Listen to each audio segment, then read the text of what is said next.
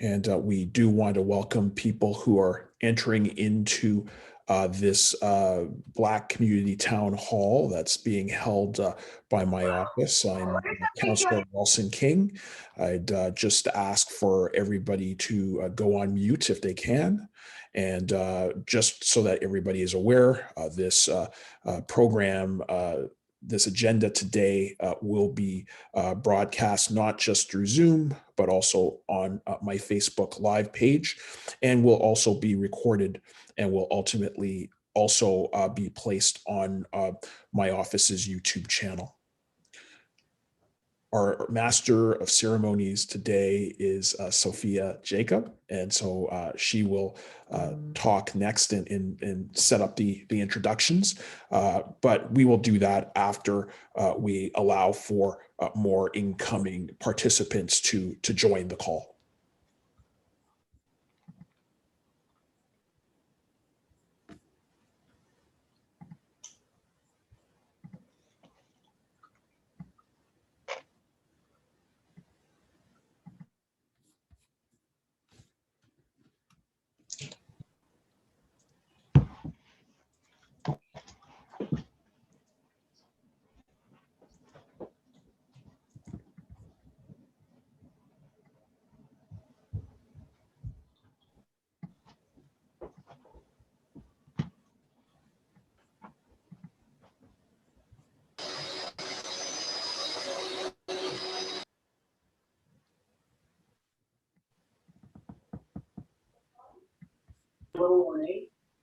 Hi, everyone. We're going to get started in a minute. We're going to ask that everybody put yourselves on mute.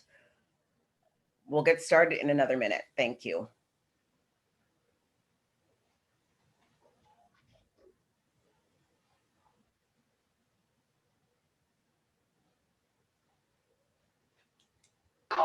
Mr. King?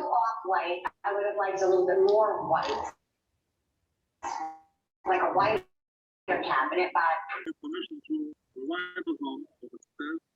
We're just about to start the program.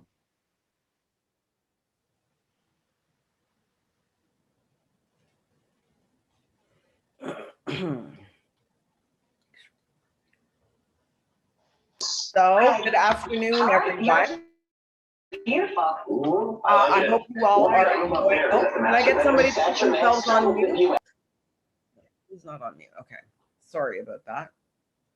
So again, good afternoon, everyone. I hope you all are enjoying your weekend. For those of you who don't know me, my name is Sophia Jacob, and I am the Equity and Diversity Liaison with Councillor Rawlson King's office. On behalf of the Councillor's office, we'd like to thank you all for joining us today. We would also like to welcome the viewers who are watching via Facebook, and this call is being simultaneously streamed on both platforms and recorded.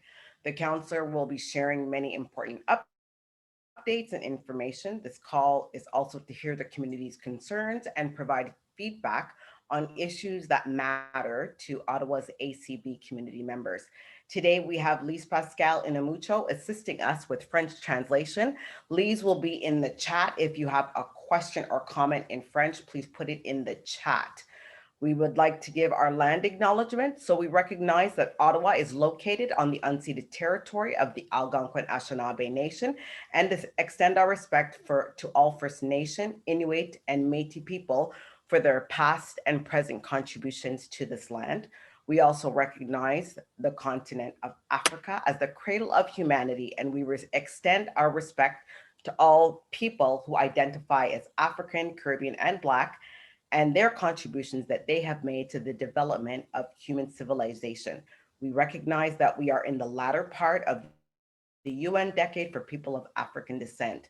Under the themes of recognition, justice, and development, we take this opportunity to reflect on our current condition in this country and continue to work with our allies towards making long-term improvements to the lives of our diverse people on this shared land. So I'm just going to share the meeting call guidelines. Again, we kindly ask that there be no interruptions when others are speaking, and that people please hold their questions until we open the floor for participants to speak. There'll be an opportunity to have an open discussion with the Q&A portion of the meeting. So if we open for questions, that'll be the time. We ask that everyone who is on the call through Zoom, please put yourselves on mute. If you're directly in the Zoom platform, the mute button is at the bottom of your screens. If you have a call in by phone, we ask that you place yourselves on mute. The reason for this is that the Zoom and the background noises that you can get on Zoom, it'll come through really clearly. And so we won't be able to hear other folks. If you're using your home phone or your cell phone to call into this meeting and you have another call coming in and you're choosing to answer it, we kindly ask that you leave this conference call and not put this one on hold. It leaves that beeping signal and it makes the interruption within this call. When it comes time to give a comment, we will open the conversation for Q&A for folks. Please raise their hand. There is a raise hand button. You can either find it at the bottom of your screen or in the participants column. We ask that you use this function so we don't interrupt others who are going to be speaking. If you don't have this function or device, you can email me and I will mention that in the chat. For those of you who are on the Zoom platform but choose not to speak and would still like to ask a question, again, you can use the chat box and it is located at the bottom of the screen. Again, for our Francophone speakers, please do type your question or comment in the chat. Lise Pascal will be happy to translate. If you have a Ward 13, which is Rideau Rockcliffe Ward specific question or concern, please contact the office by email at Rideau Rockcliffe Ward at ottawa.ca or call the office at 613-580-2483. We won't be addressing any of those concerns on this specific call. Lastly, this call is Black-led, Black-focused, and designed for Ottawa's ACB community members. For questions or concerns pertaining to the ACB community or for those who aren't directly in the Zoom platform for this call, you can email me and I will mention that it's sophia.jacob@rideau-rockcliffe.ca. I'll be leaving the information in the chat just in case you'd like to reach out to me after. So I would like to now pass things over to the councillor to give opening remarks and to also introduce our first guest speaker. Rawlson. Thank you so much, Sophia. And hello, everyone. And thank you for taking time out during this sunny, wonderful Saturday afternoon to be here and to attend. I know you could be doing things that are potentially more exciting outside. So I'm so gratified that you are taking the time to attend this virtual town hall for Ottawa's Black community with us. I'd like to also acknowledge that we're on the unceded and unsurrendered territory of the Algonquin Anishinaabe Nation. And I'd also, as well, like to really identify the importance of the Black community to this region and to this country, especially on the cusp of February, which, as we all know, was Black History Month. I'm Rawlson King, Councillor for Rideau Rockcliffe and Council Liaison for Anti-Racism and Ethnocultural Relations Initiatives here at the City of Ottawa. And I'm pleased to be convening this meeting since the last time we had met like this was in September of last year. In that time, we have seen some progress in terms of addressing systemic racism at the city, which I'm very proud about. The City of Ottawa recognizes that systemic racism exists and that it is our duty as public servants, members of the community, and just as human beings to work together in the fight against it. Part of this fight is conducting consistent and authentic public engagement with an equity and anti-racism lens, engagement that provides participation opportunities for community members who face systemic barriers to inclusion. That's why I'm happy you're here today. And that's why I'm also pleased that the city's anti-racism secretariat conducted action planning sessions in February with the Anglophone and Francophone Black community, with Asian residents, and with members of the Jewish community to give those citizens, those residents, the opportunity to help shape its work.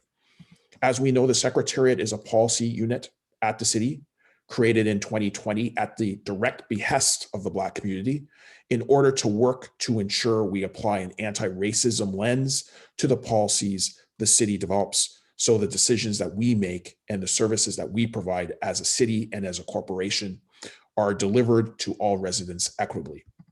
The action planning sessions held in February will help inform the policy recommendations that the Secretariat will ultimately make to City Council concerning meaningful strategies to address racism through a focus on health, employment equity, economic development, and youth.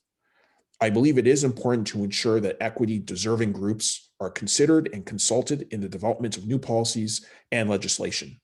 That's why we will always welcome the opportunity to collaborate on the development of frameworks that will encourage consistent engagement.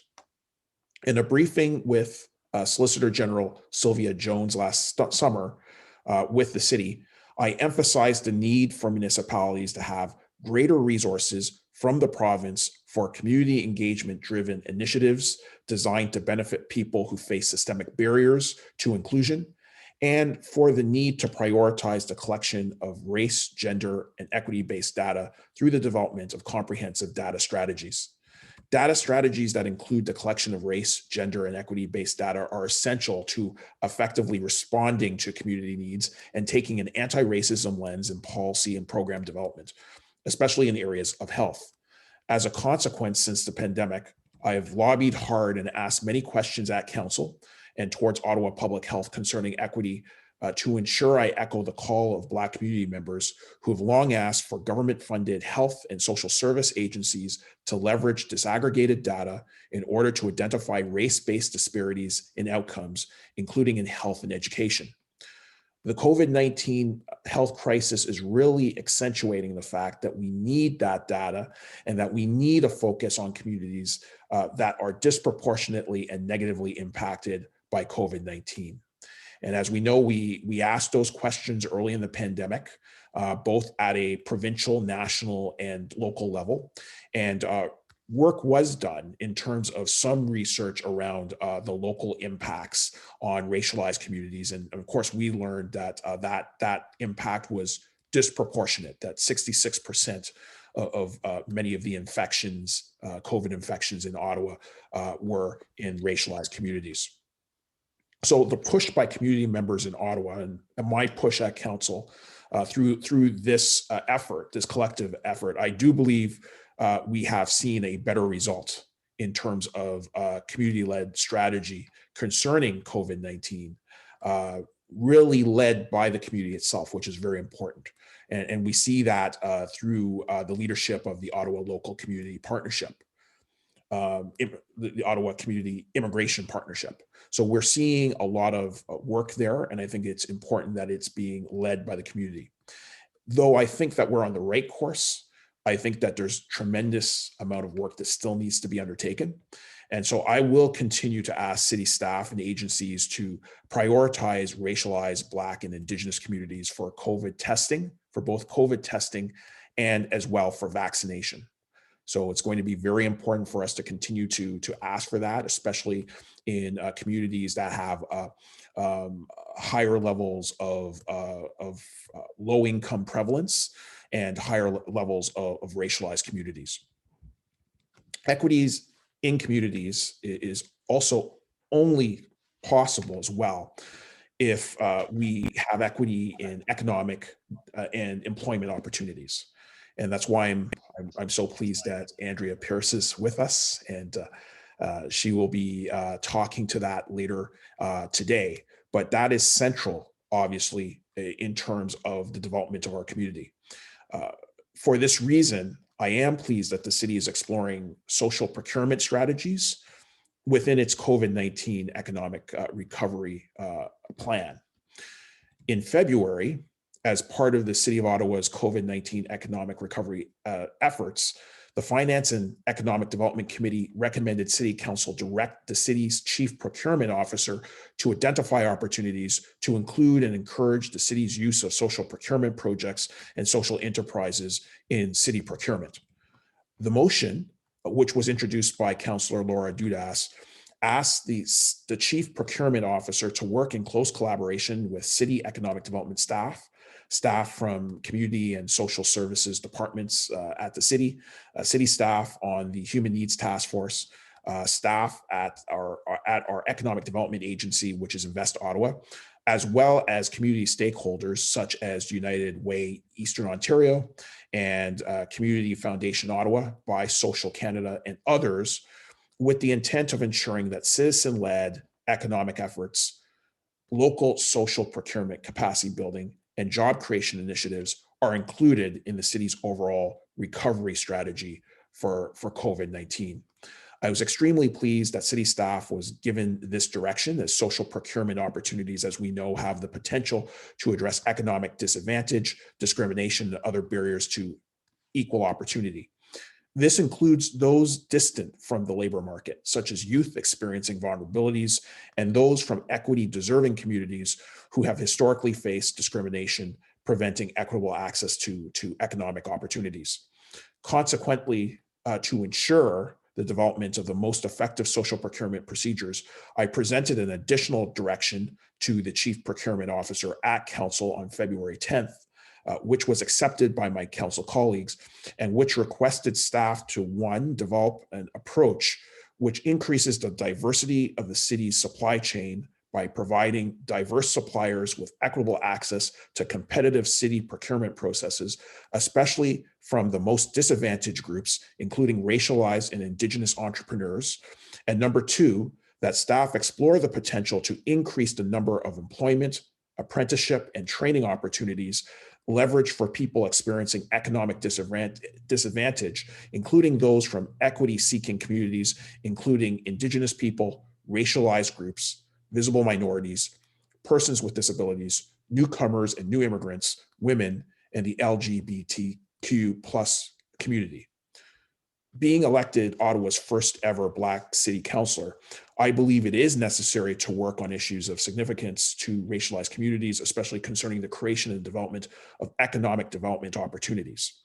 While undertaking community consultation and action planning for the Anti-Racism Secretariat at the City of Ottawa, we heard clearly from Black, racialized, Indigenous, and religious groups that key employment and economic development concerns include increasing employment and training opportunities at the City of Ottawa, providing mentorship programs as a pathway to employment for racialized people, improving access to high-quality training and employment programs, and supporting businesses through the development of social procurement policies at the city. I believe that Dudas's motion and my direction at council will help facilitate changes to address these concerns. I also believe that the social procurement motion complements work undertaken by the city's new Anti-Racism Secretariat towards economic parity. Of course, in order to obtain economic parity, we also need to consider education, because we know that education is central in order for us to fully reach community potential. And in terms of education, obviously, we need equity in education. So as a consequence, today, I'm happy that my friend Camille William Taylor, Director of Education at the Ottawa-Carleton District School Board, is joining us today to talk about equity and diversity initiatives at the school board, the largest school board in our region. Director William Taylor has over 29 years of experience in education, including provincial, post-secondary, and public education leadership roles, and was previously a senior executive with the Durham District School Board since 2011. So I'm very pleased that Director William Taylor is with us today to share some insights and also to take a few questions. So I will pass it to our guest speaker for this afternoon, Camille Williams Taylor. Thank you, Councillor King, and it's my pleasure to be here this afternoon, and so grateful that you did make that segue from economic prosperity, economic possibility to education, because indeed, you know, the assumption here is that we have a very highly educated, highly informed community that is watching now, and it is our responsibility as a public school provider to ensure that your children, our children, receive that opportunity to become as highly, if not more highly, educated and prepared for the society that they're not just entering, but they are actually creating. So I'm pleased to join you today.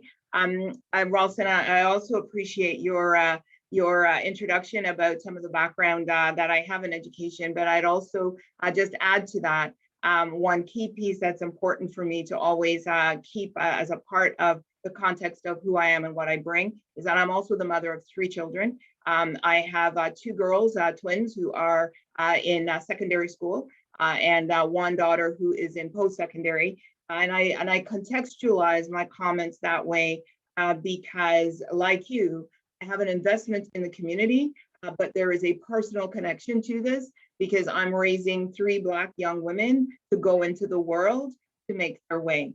So there is a very personal investment as well as a professional one. I appreciate the opportunity for me to be able to share where our journey has taken us and what we are doing in the OCDSB to respond to our responsibility to the Black communities in Ottawa and provincially, because there is a provincial connection as well. And so one of the things Councillor King referenced is the whole importance of gathering data and understanding who our people are and it is that we serve. And the keen interest of the Black community and many other communities in Ottawa and in many places in the province. And many of you will know that in 2019, we undertook the Valuing Voices project to engage in that collection of data. One of the things that's really important to understand is that when we're collecting data, data is not the arrival place, data is actually the beginning place. It's the place where we start to unveil what are the questions that need to be asked when we start to see what it is, the reality that presents itself in front of us.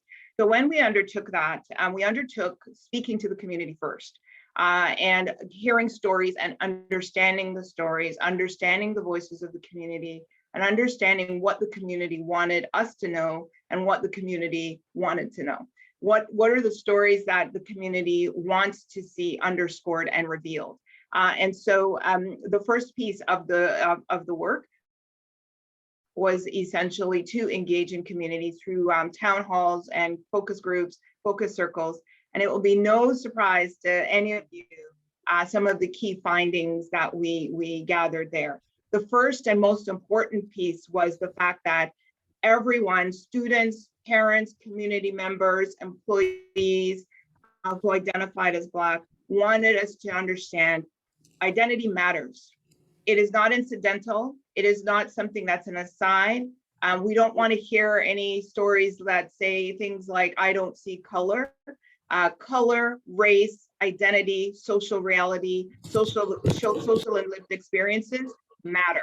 So that came out loud and clear. Representation matters. You heard Councillor King reference, workforce and where are they and how are they represented. Programming for students matters. What do the students experience and what is their possibility and what is their opportunity? Staff awareness matters because again, we have many stories of students and families who have had experiences with staff who clearly don't understand their role vis-a-vis the Black community, and connectedness to not only within, but throughout the community as well. So these are some of the pieces that came out through that qualitative component of the journey. And I highlight that because it certainly corresponds from Ottawa provincially as well, and I would even go as far as to say nationally. And so you have that correlation there, which certainly magnifies the information. So we did go forward and complete the quantitative of the survey taking, and of course we then were able to get a breakdown.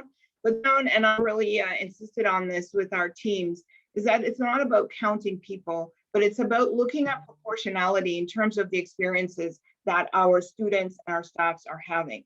And so one of the things that we've been doing is applying that breakdown to some of the questions the community has asked. For example, the question has asked, is there a disproportionate representation of Black students being disciplined and in exclusionary ways, so through suspension and expulsion and so forth? And the answer is yes. And we had the report that came back in the fall pertaining to that piece. We recently had the report that came back about disproportionate representation around credit accumulation. And again, Black students among other racialized and identified populations are disproportionately represented in underperformance, if you will, right? So not being able to meet their potential. We have further investigations and interrogations around graduation rates, around applied and academic. So we will continue to apply that data to understand that. But quite frankly, and the community will know this, there's no surprise in the information that has been coming forward. Because again, the research is clear. And while Ottawa is a special place, we're not unique in some of the experiences that the Black community is having. So we didn't wait until those reports started to come out. We actually undertook, starting last year, building a strategic plan around equity, human rights, and Indigenous education. In the strategic plan, there's a very specific focus on Black excellence.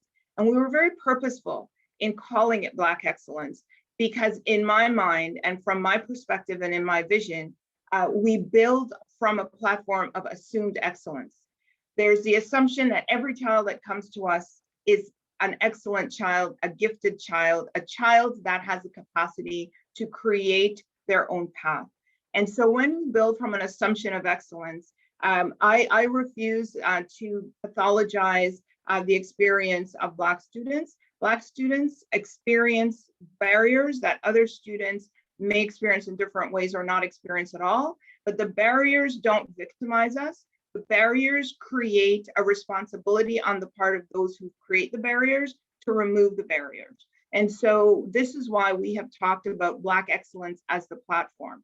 So identified there as the excellence piece, there are some key deliverables, and you can find this on our website, around what we expect to deliver in the 3 years. And I certainly could regale you for another hour, but I have been given 10 minutes. And so what I will do is I will go to some of the very key things that are underway right now in different aspects. One of the key pieces, and another piece of my identity that I speak about very readily, is the fact that I'm a teacher.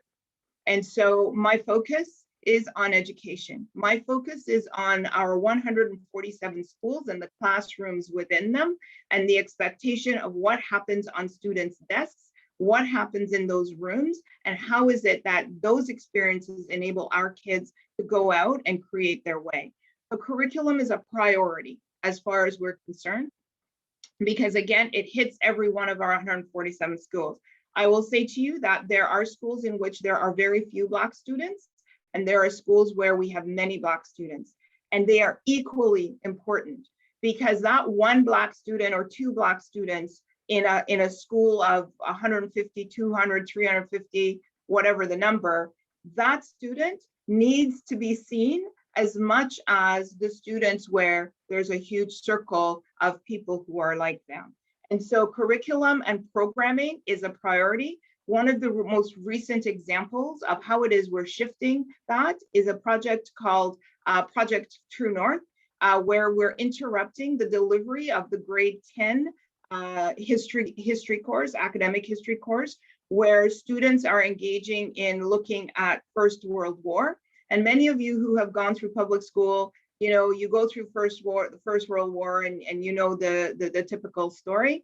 The interruption here is that the interrogation is around the Black legions, the Black Canadian legions that defended democracy as a part of that war, but who have gone under-recognized, unrecognized, and whose stories are invisible.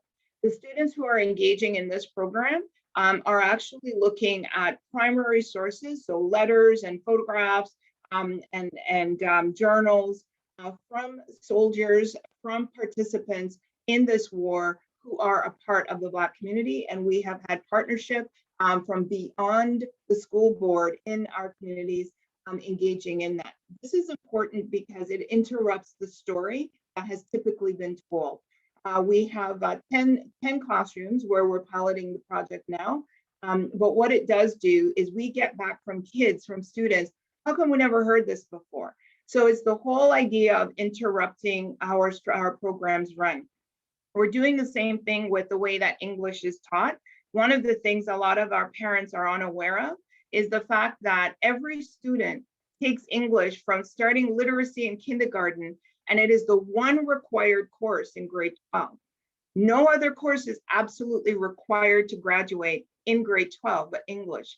And so our students are exposed and in front of English classrooms every year, and it becomes a gatekeeper.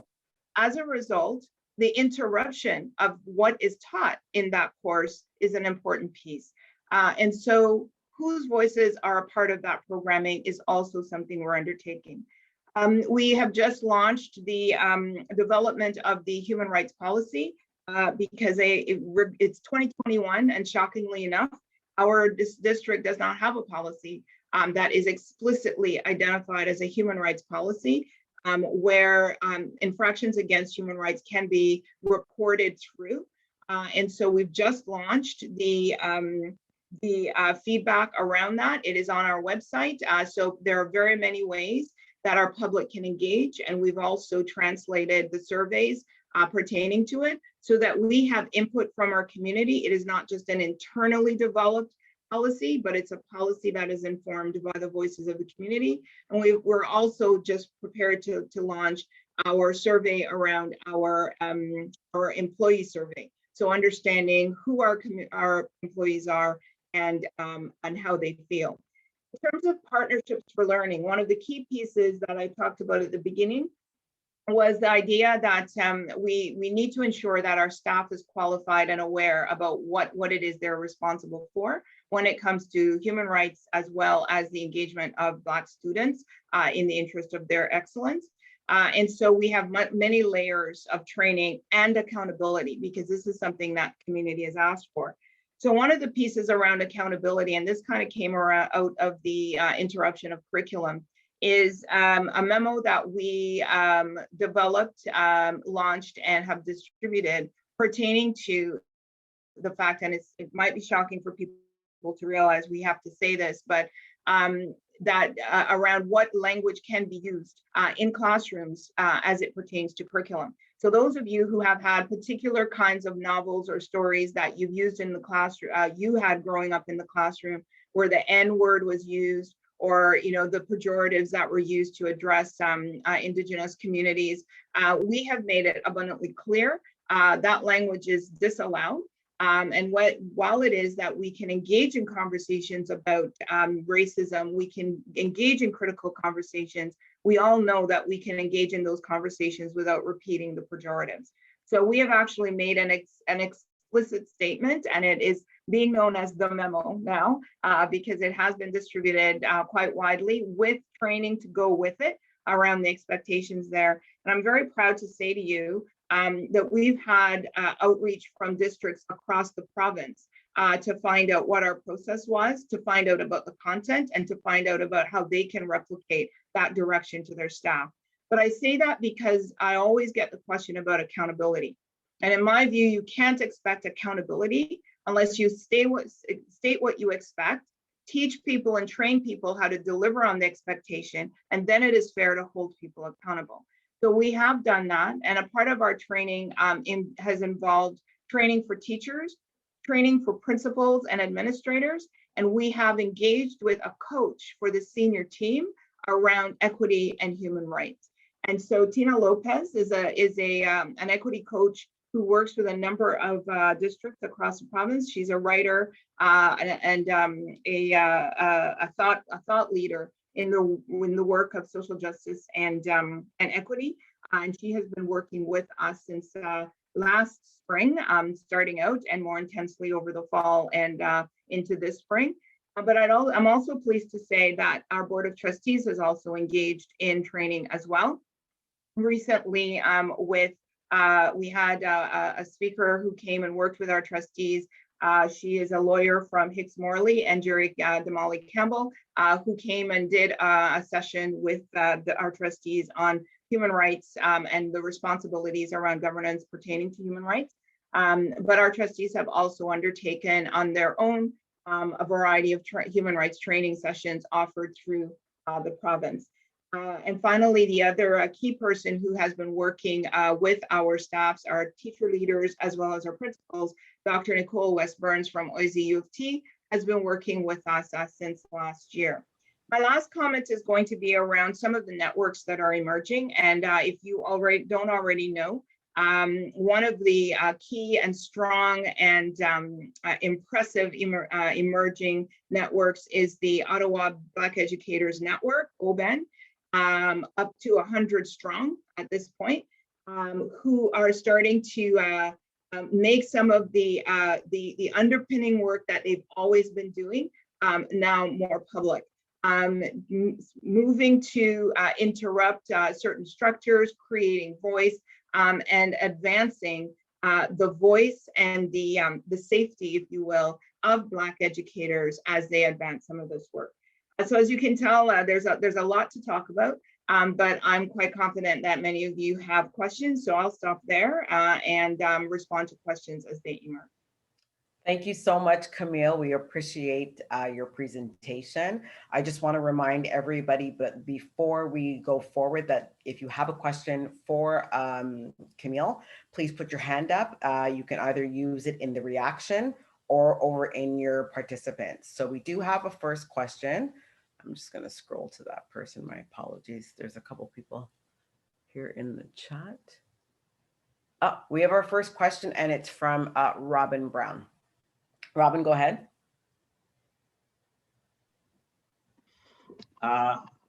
Hey, hi, Camille.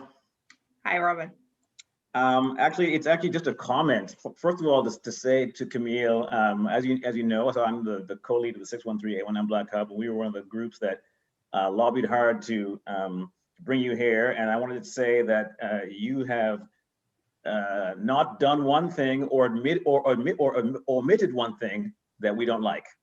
We like everything you're doing, and we're glad to have you here. My comment is that I'm on the OCDSB's data working group, the identity-based working group, and I got to say, boy, it's been a real eye opener in terms of first of all, I really compliment the team that you put together. Getting data right, especially in a identity-based data in an education context, is really challenging. Right, to do it right, but the process is really good. So I'm glad to be part of that, and certainly that experience has really made us on the hub aware of how important it, because data, we work on systemic issues across the board, and data is applies to all of them, and this experience has really made us aware of just kind of how we have to build our data capacity. So, but again, going back to my original comment, again, really glad to have you here, and yeah. We love what you're doing. Thank you, Robin. Does anybody else have a question? I don't see any hands up. I'm looking for participants' hands. Okay. Oh, okay. Elaine? Yes, good evening. This is Camilla Williams-Taylor. Thank you so much. I've been on the advisory committee on equity for over 10 years, and I remembered when a couple of us Black members of the Black community went to the board and indicated that we wanted a human rights department, and under your watch, we were able to get that. So thank you very much. My question is I understand that the human rights advisor or consultant, I believe the job is now on contract. My question is will this be a permanent position? Because the work cannot be done without that position being a permanent position. Elaine, that's an amazing question, and that's a really important question because it goes to infrastructure and policy. And so while it is contracted and it is supported by the Ministry of Education, the work that has been undertaken so far, I like to use the expression, the proof is in the pudding. And the pudding certainly tells us that, there's work that could not have been done without this role. And so I think that while it is, I can't say to you in a promissory kind of way, what I can say to you is that it is every intention that not only I have, but I think that it's fair to say that there is a provincial interest in ensuring that this does not continue as a contracted position.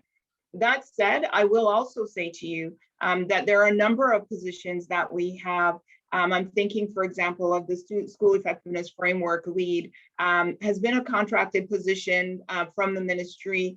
I'm thinking back now, it's probably a good 15 years. And every year we receive that as a funding stream. So it hasn't yet been funded into the permanent roster of funding. But the work has proven so important that it's difficult to cut it off.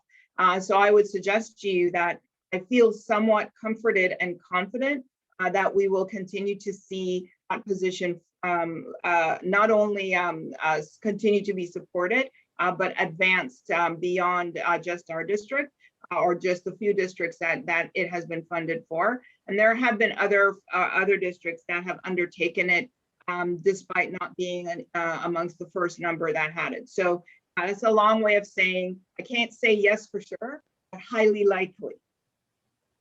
Awesome. Thanks, Elaine, for the question. Kamaria and then Robin. Hi, good afternoon, Camille, Williams-Taylor. I appreciate you being on the call and being able to speak with you directly. I have a question, twofold. First of all, I'm thinking about parents who are unable to engage with the online platform for various reasons, being technically challenged and also in terms of language, not being able to speak English and French. And I'm wondering how we can engage them better. I know that, for instance, Oben, speaking of Oben, which I really appreciate the work that they're doing. They recently posted that they have an event coming up online to help parents engage better with the education system. So I'm wondering if you could talk a little bit more about that, how the district school board can engage families who do not speak English and French and who are technically challenged to get the information out there to them and for them to be involved and engaged in the process. And secondly, mental health. I'm wondering about, if the school board has any possibility for them to partner with the Ottawa Black Mental Health Coalition, which is, they're making very big strides right now, and more and more organizations and are recognizing the coalition. And I'm just wondering if the school board would be partnering with them in the future to not only involve more mental health programs for Black students, but also to engage more, involvement of Black organizations that are outside of the school district, to allow them to have a memorandum of understanding to work within the school board, because I understand that the school board doesn't always have all the resources right now. So I'm wondering, what can we do to engage more mental health services for Black students from outside of the school board? Thank you so much. Okay, so two very important questions. To the last question first, around the mental health component. Yes, I will say to you that one of the things we pointed to that came from Community Voice when we started a lot of the work we did was around awareness and understanding that you can't simply just put a label that says mental health and then it serves everybody. The challenges to mental health that emerge because of racism, because of exclusion, because of community realities that are different or unique to different communities requires then a different kind of support, intervention, and partnership. And so that awareness has certainly grown over the past a couple of years. The fact that we just simply can't do a one size fits all.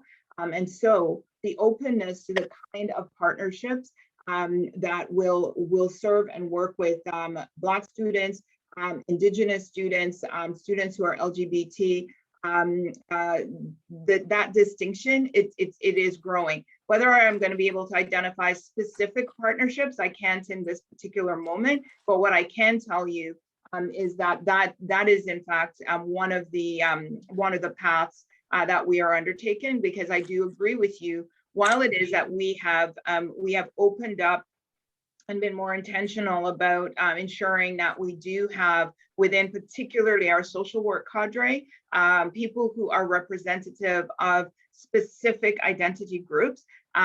So we do have a social worker who identifies as Black who has recently come into the cadre, and similarly someone who identifies as LGBT that is a part of the cadre.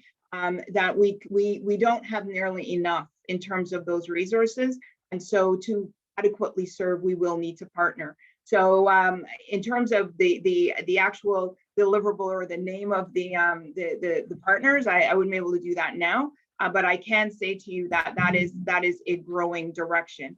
The first question you asked about in terms of the language and access, because it wasn't just language, you spoke about spoken language, but you spoke about digital language as well. That is something that COVID has laid bare.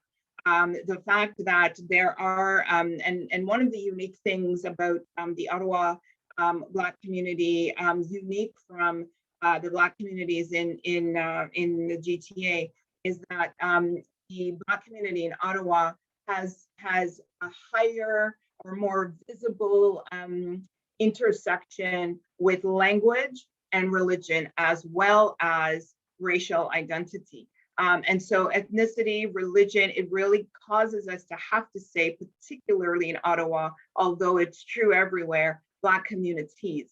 And in our Black communities in Ottawa, we know that the access to information because of language is significant. And so we actually have started to, first of all, internally create certain structures where we are moving more of our communications with other languages, but we are very, very new in this practice. And so 2 steps forward, 1 step back. I remember meeting with a group that says, you know, I don't know who you got to translate that, but it didn't make any sense to us.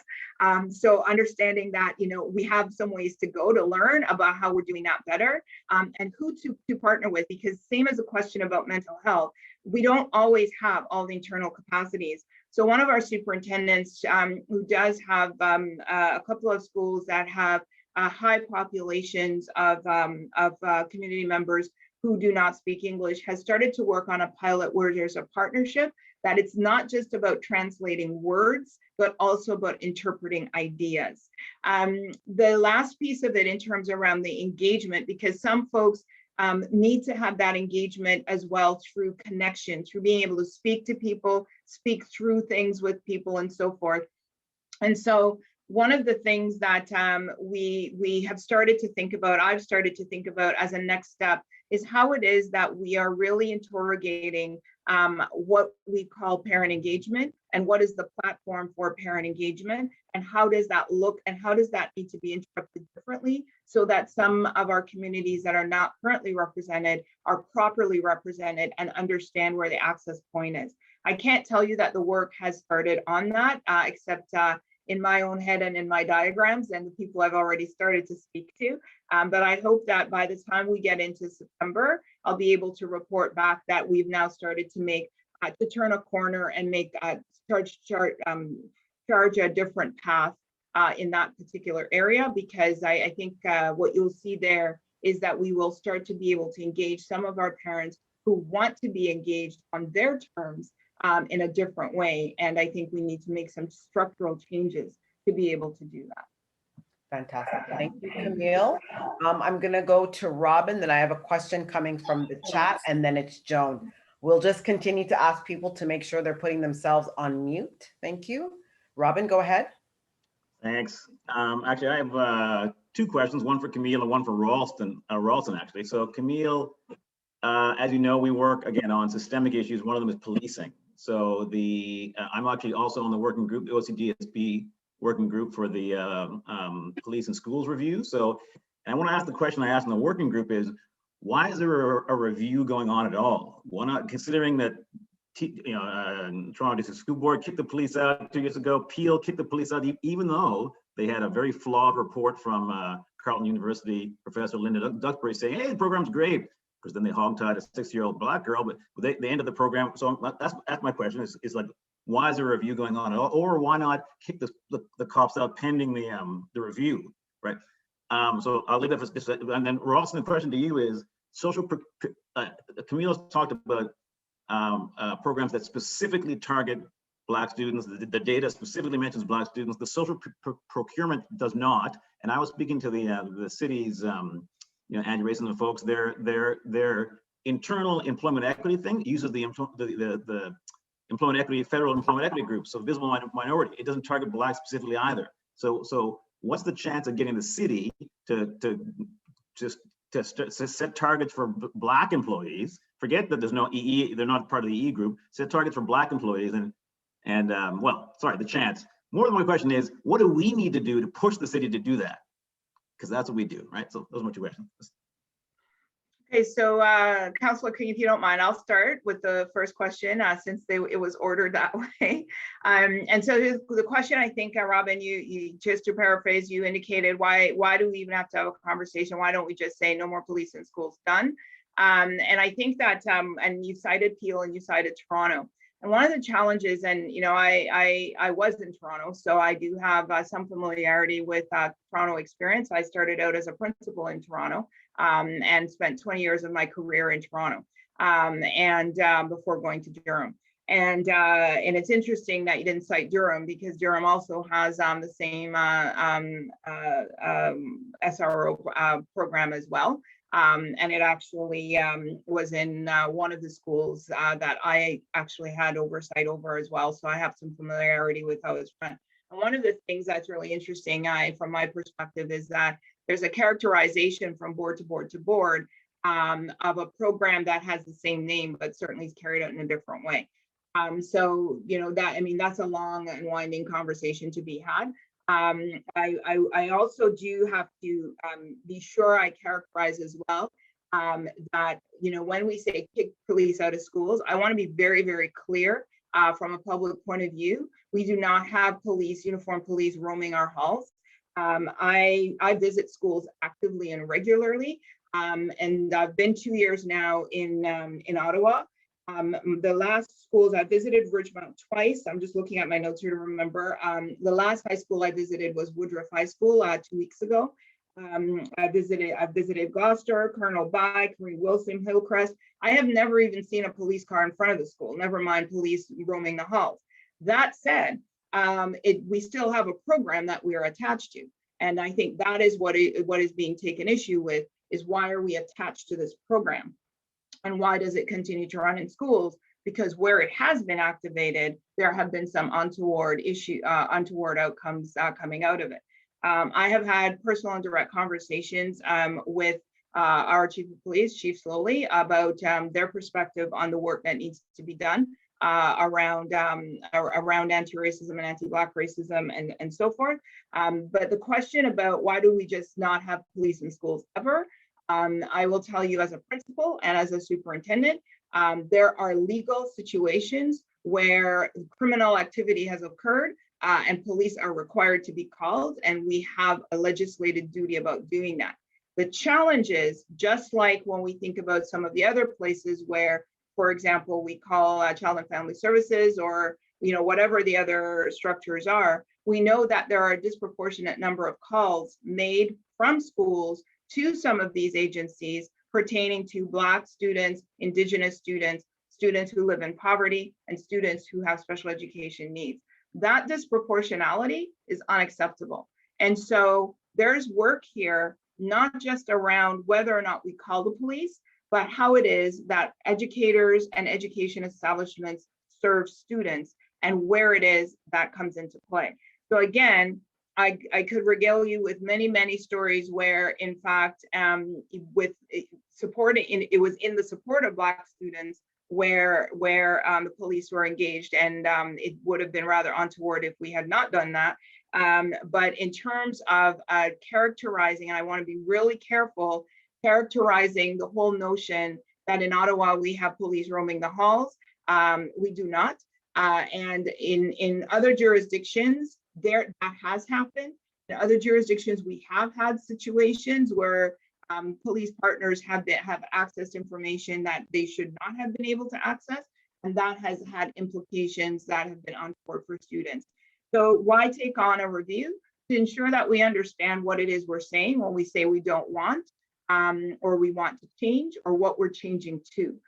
Because I will say that the community and our students and their parents would be quite dismayed in certain circumstances when certain situations or whatever it is occur, and we say, well, we no longer engage the police because there are certain circumstances that it is legally required to do so, and we would be on the wrong side of the law if we did not. So it's a far more complex undertaking than a 3-minute answer, and I'm sure I've gone over 3 minutes. But it's the best I can do in 3 minutes. I'm happy to engage on a longer conversation at another time if you would like. And I do know that Councillor King has the second part of a tough question. So over to you. Well, I think it's less tough actually, Camille, and it really deals with social procurement and ensuring that Black youth are involved in social procurement.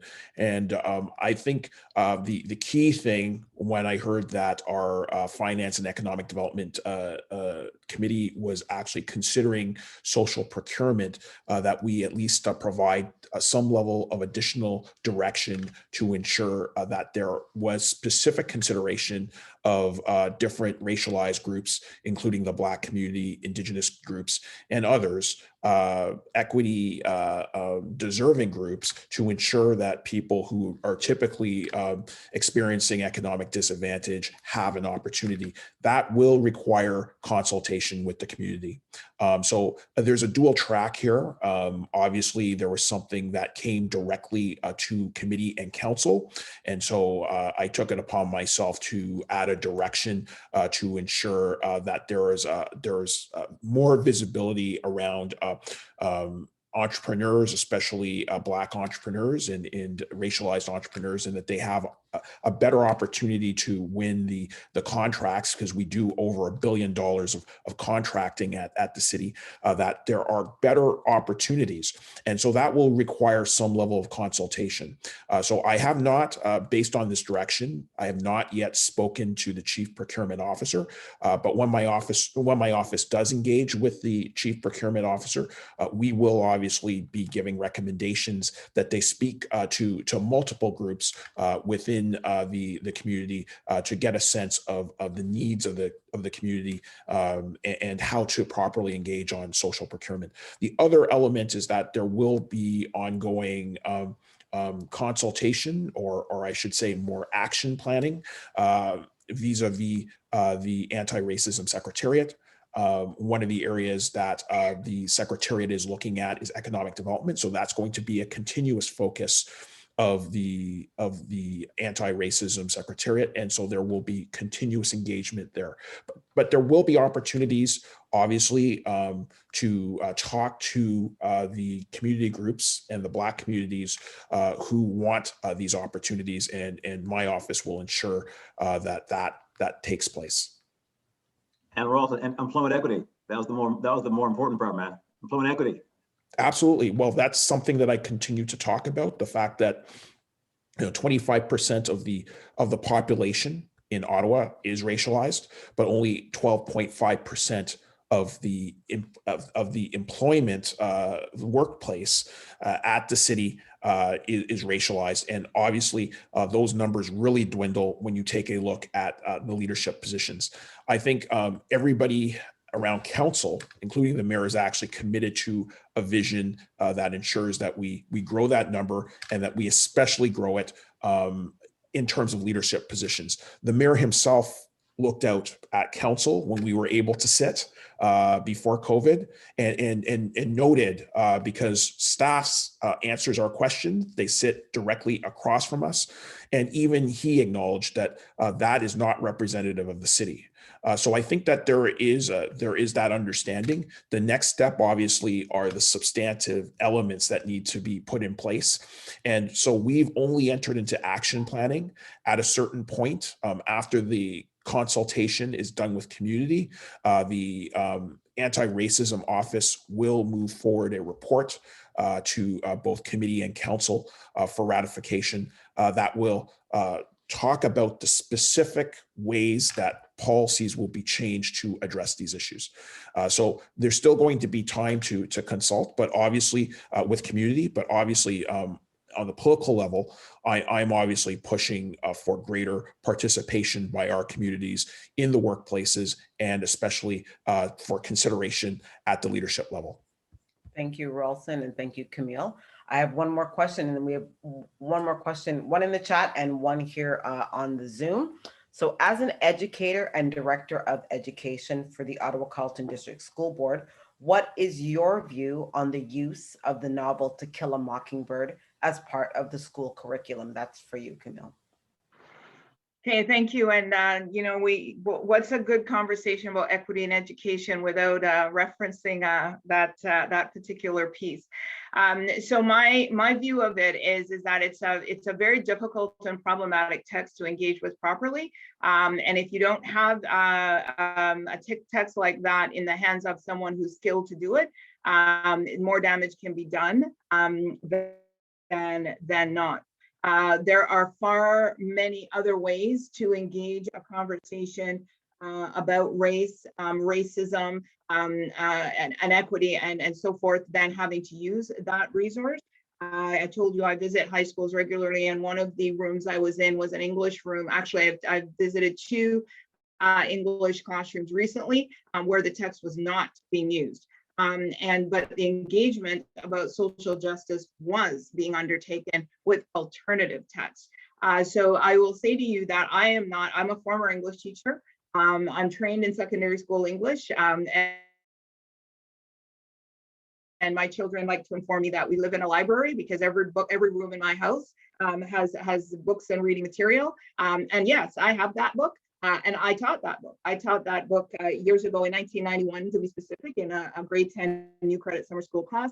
But I will tell you that when I taught that book, the students, first of all, the N-word was never used in my classroom. And the book was used in concert with first source autobiographical texts, nonfiction texts in the voices of Black people of that era. And so the study we undertook in the use of that knowledge was a comparative view of how a white 8-year-old voice looks at a story compared to the voice of, let's say, Malcolm X, who lived in the time, was a child in the same time frame of that novel. Now, I've been told recently that's a Cadillac version, and not everyone has a Cadillac version approach to text, that some people are not quite there yet and perhaps shouldn't be managing those kinds of texts.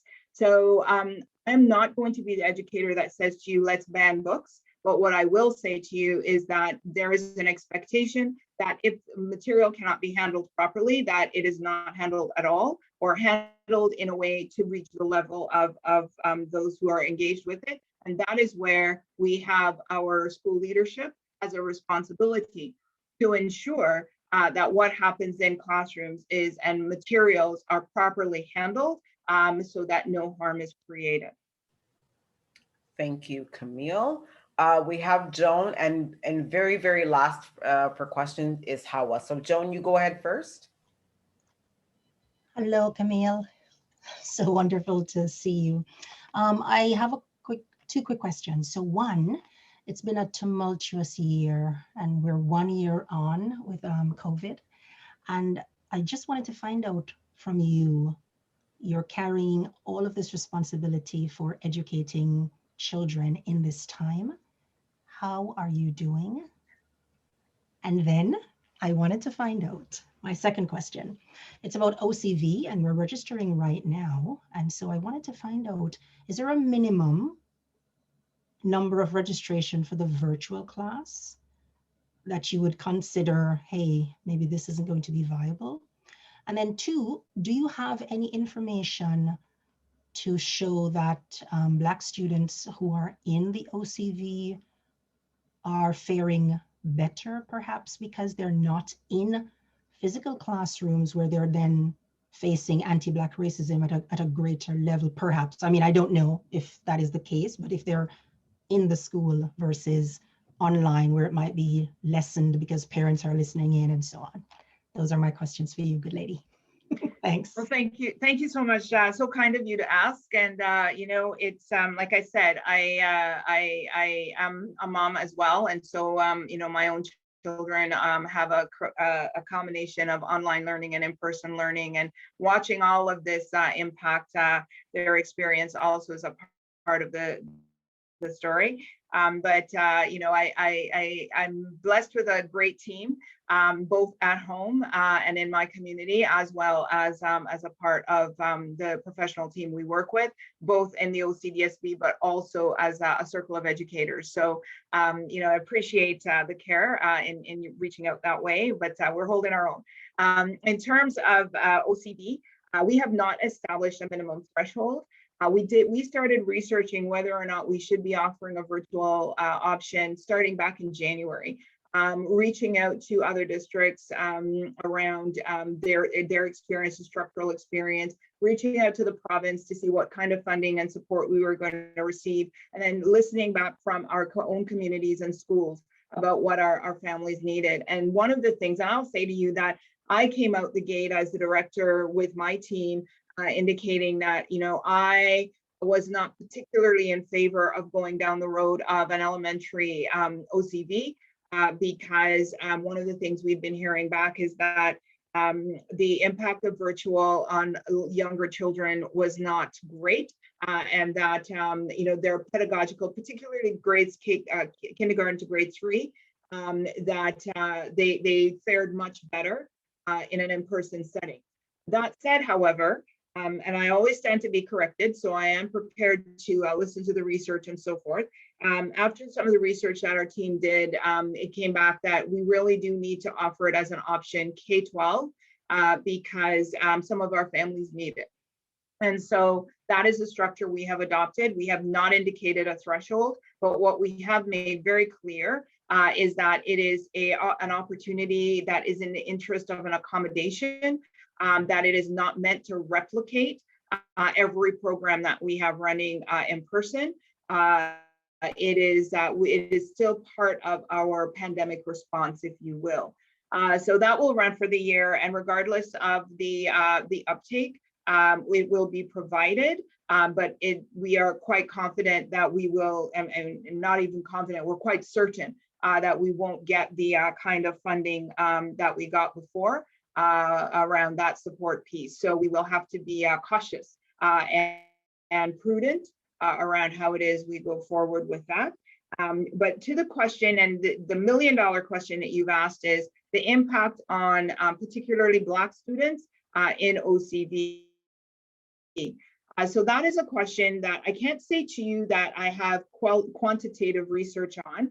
And I can't tell tales out of school yet, but I actually have started going down the road to interrogate how it is we're going to find that out, because I believe that one of our community members back in the late fall in a delegation made reference to the fact that some of our students, and recently have lack educators as well, feel safer in the context of a virtual classroom. They feel more in control and they feel less vulnerable. That is kind of seeping back anecdotally. So what I am seeking to do now is to have a little bit more formal interrogation into that, to understand that, because I think that from a sense-making point of view, there's a probability that there is truth to that. But I don't have anything categorical about it. But most importantly is the question as to why, right? So we know some kids, and not just racialized students, but some students who are not racialized but have a variety of different learning profiles are in fact learning and succeeding better in a virtual platform, not because they have to, but because some of those stories are trickling back as well. And I even had some teachers in one of the visits I did in December a group of teachers say to me, that some students were shining in ways that they didn't expect, that they didn't in face-to-face, but in the digital virtual environment were, you know, blossoming. And so that begs a huge question for me as to what's happening and why. And so we're working hard to find that out, but those are certainly questions that are on the table. Thank you, Camille. Let me do a time check with you, Camille, because now I see, I've been trying to wrap up with you for a couple of minutes now. People just keep putting their hands up. So let me do a time check with you. You're okay, you're good? Yeah. Okay, guys, you guys keep hearing me say, we're gonna wrap, and they keep putting their hands up. Love you guys. Okay, so Hawa, you're next. Yes, thank you so much to see those lovely Black people. You know, this is especially when it comes to school. You know, I am a mother of 4. They already graduate. The last one, she's first year of university. Thanks God. And I will just say thank you, Rawlson from Rockley, because I took my kid to Rockley school. I swear to God, that school, I cannot imagine. When I saw you being elected there, I said, in the heck, what did you do? I just wondering, what in the heck did you do? But you know what? It's amazing. This is something that's really historical, amazing. You know, one thing that, I don't have a question for you guys, but I just have a suggestion. I'm working in the field of HIV and AIDS. And as a worker from the AIDS organization, where it's a mandatory for us now to have ICS training, Indigenous Cultural Safety training. I think so at the school, they need to have, anyone that's going to work at the school need to have a anti-Black racism training too. You know, not only 1, not only 2, but has to have a compound that meaningful, you know. As a Black person, I know about colonization, I know about slavery, all that. But coming to Canada, I didn't put my really thinking well about the Indigenous people. And when I started taking that training, I said, wow, you know, we missed big time. I've been in Canada for almost 30 years. I really missed big time. You know, I think for the people to really, because the mental health is coming from where? From the education. The suffering, the oppression, the racism that our kids are facing at the school is unbearable. You know, when they're going to be 20, 18, they're already done. You know, school is the first and most place that racism going on. Second is healthcare.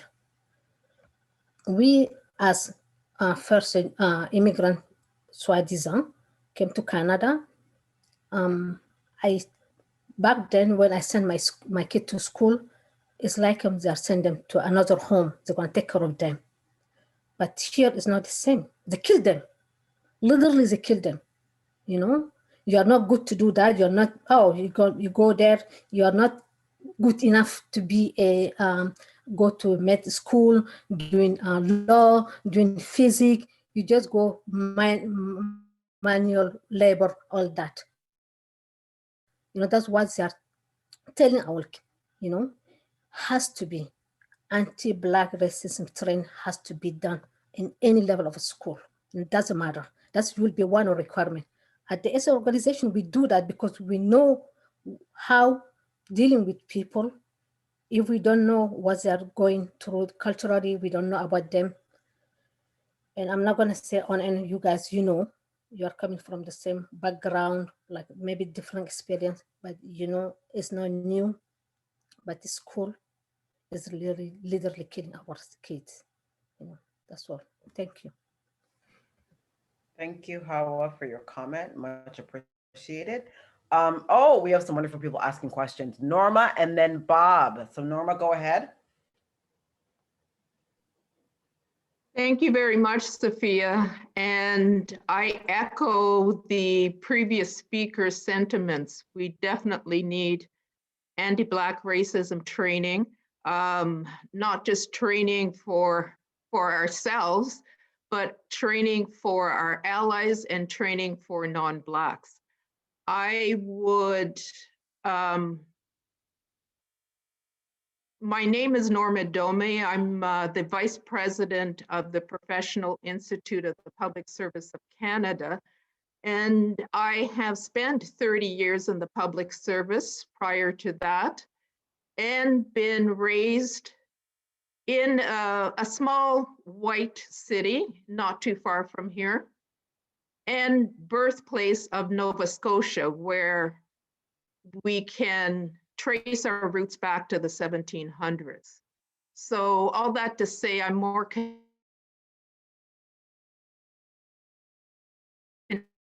Canadian than most. You can imagine again throughout my lifetime, and I won't date myself, but all that to say, we're just coming from a previous call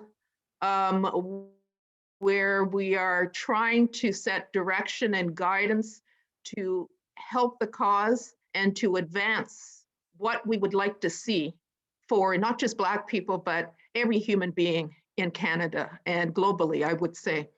That being said, I'd like to thank Camille Williams and Councillor Rawlson for providing this forum and for giving us an update on what's happening in our community to advance and to allow a culture that will make it comfortable, not just for us, but for our youth and for the students. That being said, I'd like to bring up something which I was waiting for somebody else to bring it up, but it's not been brought up. And that was the incident that happened last year. And I'll put this to Rawlson, Councillor Rawlson, where the N-word was brought up at Ottawa University. And there was not effective accountability, there was not effective follow-up, to the point where just recently a similar incident happened at Carleton University.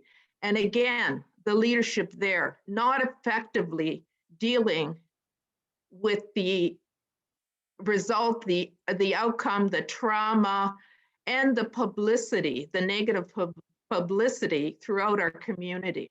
So I guess, Councillor King, what are we going to do about this? Are we going to wait until another university, another secondary? Are we going to wait until Paul's University has another incident? Or what can we do to stop the tide of this? Because it's not just a case of, oh, okay, training is needing, and I hear that. I hear that we can't expect accountability without providing them the training. But this is all going to take time. And in the meantime, there has to be an effective action taken. The person, firing should be considered. And if that's too harsh, it has to be effective enough so it's not repeated. This is 2021. I'll leave it there. Sure, and I'll just be brief because obviously my jurisdiction is at the city. I'm not providing, and I don't sit on the governance bodies of any of our post-secondary institutions here, but I can say that there's work being done. And I think of the young intern, Black intern I had in my office for a number of months in 2019, before we went into lockdown. His name is Nathaniel Black, and he sits at the table. He actually sits as a member of the Board of Governors at Carleton University. And I can assure you that most recently at their last sub-board meeting, he was raising it directly, the use of the N-word as a fireable offense. So in the scope of where we see representation, and that's the key, obviously ensuring that we have more Black people around these tables. Once people are around the tables, they do ask the questions, and they need our support. And so that's why I've been pleased to work on with multiple projects with Nathaniel, and I think that our younger Black leaders need that support. I know that people on this call, Fred Sherman has also been working in conjunction with that youth and with other youth around equity issues. And so I think providing them support, and I know that our labor unions do that as well, provides that support and that insight. It's important. So we acknowledge that the issues are there. We try to provide support, obviously, to our youth and people who are involved in other organizations who are raising this in terms of governance issues. And I think that that is absolutely important. So I just want you to know that there is work that is being done, not just behind the scenes, but also at the tables themselves. And it really does ring true that representation matters. And I'm pleased that we are seeing increasing interest, especially around these issues with the Black youth that are at those tables. Thank you, Councillor. We are going to have to move on just after this, but I'm going to let everybody go. It's going to be Bob. I'm going to read a question in the chat, and Elaine is last, and then we have to move on. So Bob, go ahead and ask your question. Okay. First of all, I think we're blessed to have you, Camille, as well as Rawlson, in the leadership positions that you do occupy. And I thank you, and as well as probably many of those who are on the call today. Thank you for all that you've done and all that you are doing to help make a difference. I have a comment and a question for Camille. Camille, in your comments, you touched on key areas of focus with respect to curriculum and programming. And as it happened, and in your comment, you had made mention of the Project North project, and it was during the ACE committee meeting of February the 25th that Superintendent Eric Hardy had mentioned the Project North project, and in particular the number 2 Black Construction Battalion. And I couldn't help but bring to his attention that there were a number of Black soldiers who served in the First World War with that battalion, who were also members of the Colored Hockey League of the Maritimes. And he was quite taken by that. As a matter of fact, he emailed me, and we've connected, and now we've identified something like 11 Black players that have actually served with the number 2 Construction Battalion. And then there were 8 more whose sons had also served with the battalion.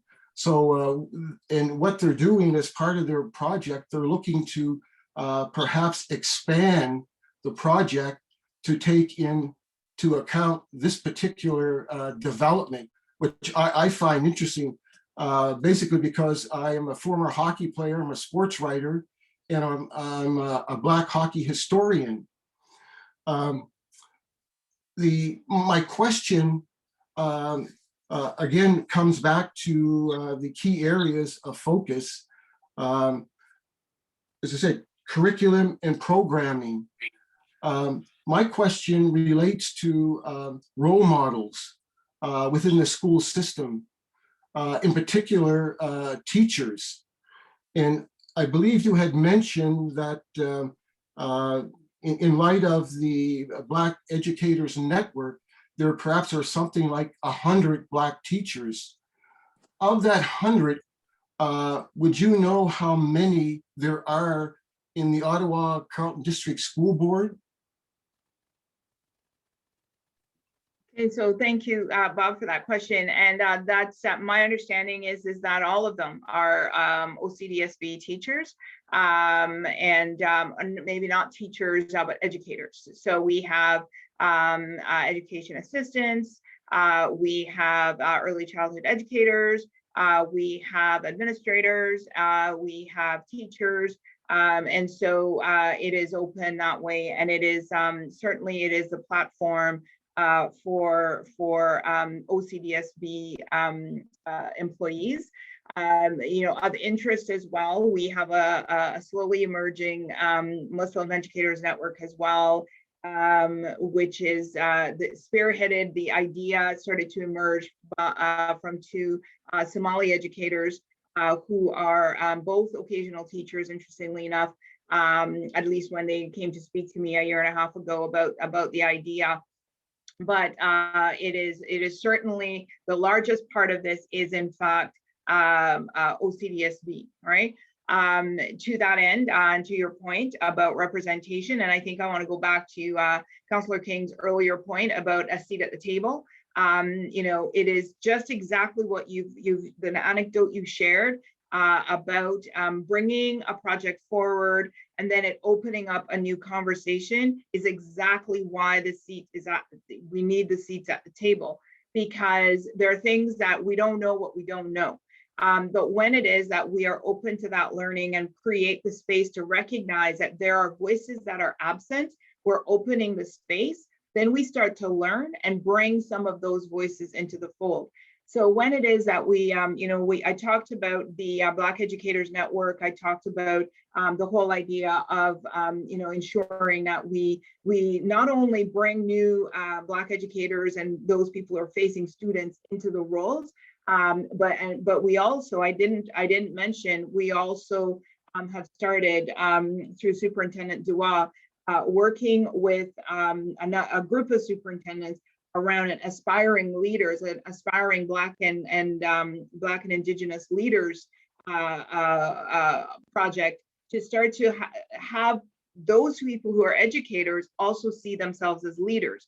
Because when those folks are in leadership roles, then you start to see a differentiated approach to recruitment and hiring into the schools, right? So it's all a trickle down in terms of representation and ensuring that people take their space. I will say to you that the last time we had a superintendency a competition, that is a role that I have a direct role in the recruitment. I was very pleased and excited that, you know, for the first time, as anybody could remember, we had three candidates apply from outside of Ottawa who were Black to the superintendency. And one of them explicitly said, because he saw me, you know, so I'm the director of education, and, you know, he said, and he was from way not close to Ottawa, you know, and he was not a successful candidate in this particular circumstance, but I ensured that I made a point of having the conversation, because my job is to grow leaders and to grow leaders that are representative of our communities here. So this is very iterative. But your point, the story you told about talking about Project True North, that opening up another piece because you were able to insert, this is the hidden figure story all over again, right? And so how it is that, you know, so much of the story that of what we are as Canadians and of we are as people of African descent, whether it is locally or globally, why it is our stories aren't being told. Well, they'll be told when we start telling them, and we need to create the platform where those stories are told, because when the story is told, it now influences people about what the possibility is. And so if I can go into a classroom and I can talk to students, and students can ask me questions over Black History Month. I had a principal reach out to me and say, there's a young woman who would like to interview you. Do you have the time? I said, heck yes, of course. And so I asked my assistant, clear the decks. I need to find the time, you know, and to sit down with this young Black woman who told me, a grade 8 student, that, you know, she was kind of tired of being told how she can't do this, that, and the other thing. And I said to her, okay, so here's what I juggle and here's what I've had to do to get to here. Clearly it can be done because I'm not particularly special. I just was fortunate to have, you know, people flank me. So I'm telling you, you can do whatever it is you need to do. You tell me what you need. So, you know, you can see that you hit a nerve there, Bob, with the commentary about what happens in classrooms, because that is where it's at, and that is what makes the difference. Thanks, Camille. And thanks, Bob, for the question. We are going to move on. This is another question in the chat, and then Elaine, and then that is the last two questions. So it says, my question is, how is the Ottawa School Board ensuring that Black students catch up?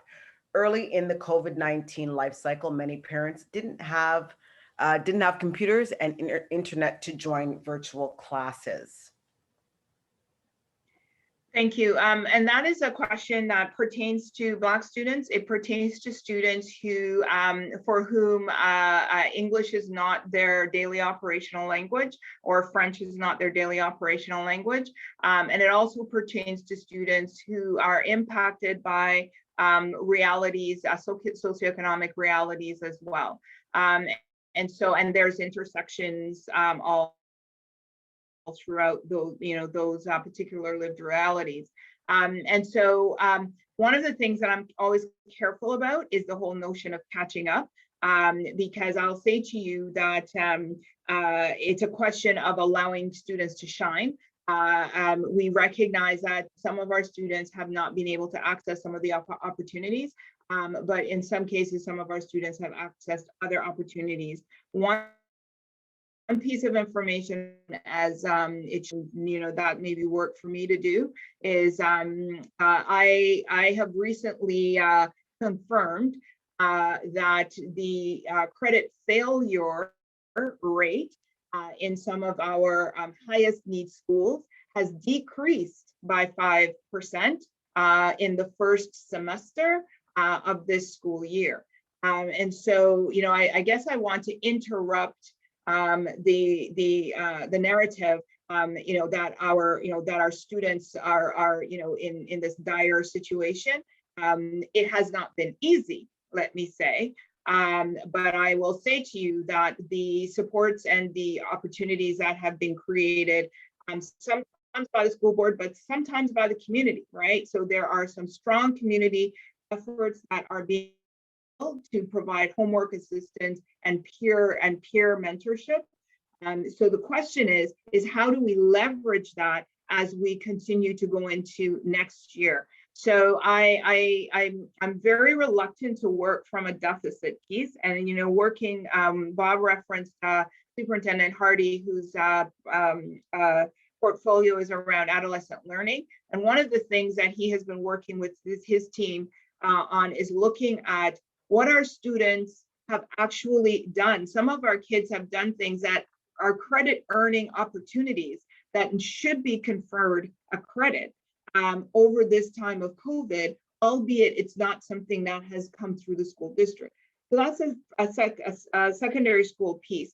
The elementary school piece is more, there are a couple of pieces. One is the fact that we have grade 8 students who have spent a year in a virtual environment or quasi-virtual environment, certainly an interrupted environment, who are going to be leaving us in grade 8 and going into a de-streamed grade 9 math class in the fall.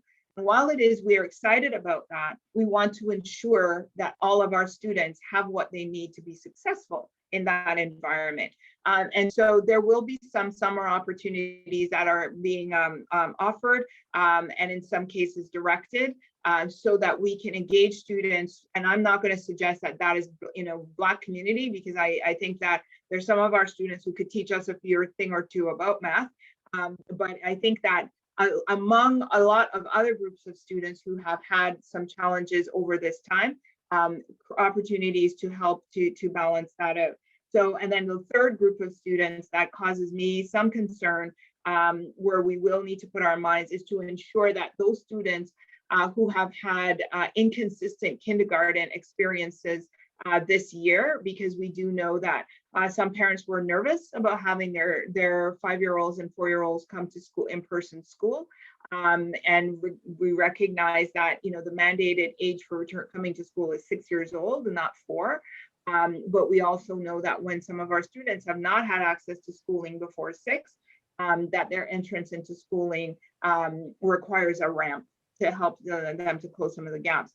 So our teams are actually looking at how it is we can develop some assessment protocols to understand where our students are pertaining to literacy and numeracy, so that we know what we need to do to be ready for them. And this is a very important turn of phrase, that we must insist that our schools are ready for kids, not kids ready for school, right? So this is the conversation we've been having, is how do we understand the students who are coming to us who are 5 and 6 years old, who we need to be ready to serve. And so we are working on how it is that we will do that analysis in September when these students do arrive to us.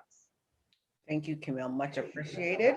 Elaine, you have the last question, and then Camille, I'll ask you while Elaine is speaking to please put your email and phone number and how people can reach you in the chat. Elaine, go ahead. Okay, 2 quick questions, one for Rawlson and one for Camille.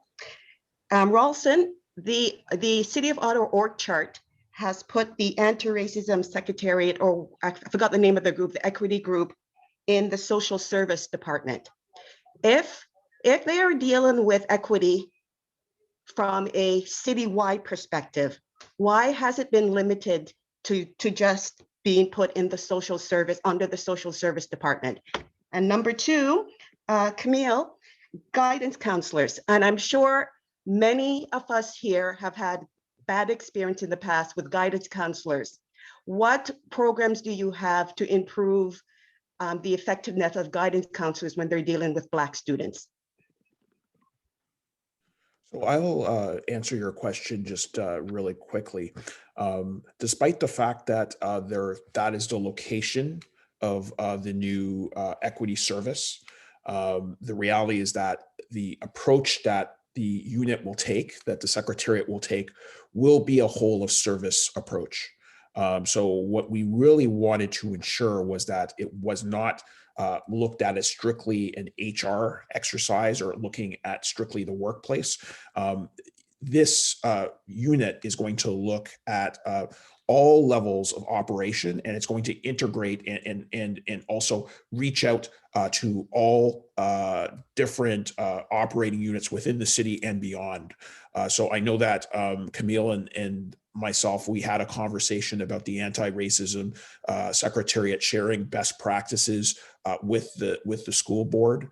We formalized reaching out and working with the police service as well. And we're going to continue to reach out with other groups across the city and work with them. So the approach, despite the fact that it is situated in a specific area, and this is the interesting thing about the city, is that there are only so many operating units. And if you actually look at what Community and Protective Services does, some people would argue around the council table that there are too many elements within that area, because it encompasses not just social services, but also bylaw and bylaw enforcement. So we have to place it somewhere. What I'm pleased with is that the community asked for a unit to be baked into the city that is driven by community participation to provide a whole of service approach within the area of jurisdiction. And outside of areas of jurisdiction, we still want to have some level of influence and some level of dialogue. And that's why, you know, I do foresee myself working with trustees at the Ottawa-Carleton District School Board to potentially formalize an arrangement with the school board. So that would be done at the political level so that we can share best practices on a formal level. And we have done that with the police service at Police Services Board. So I just want you to know that the view is definitely wider than simply social services. The Secretariat is looking at all operations within the city. And the other interesting thing, just to set your mind at ease, is that, and I think that this is a wonderful development, is that other departments are coming to the unit and are having conversations. So I sat in a conversation with our asset management department.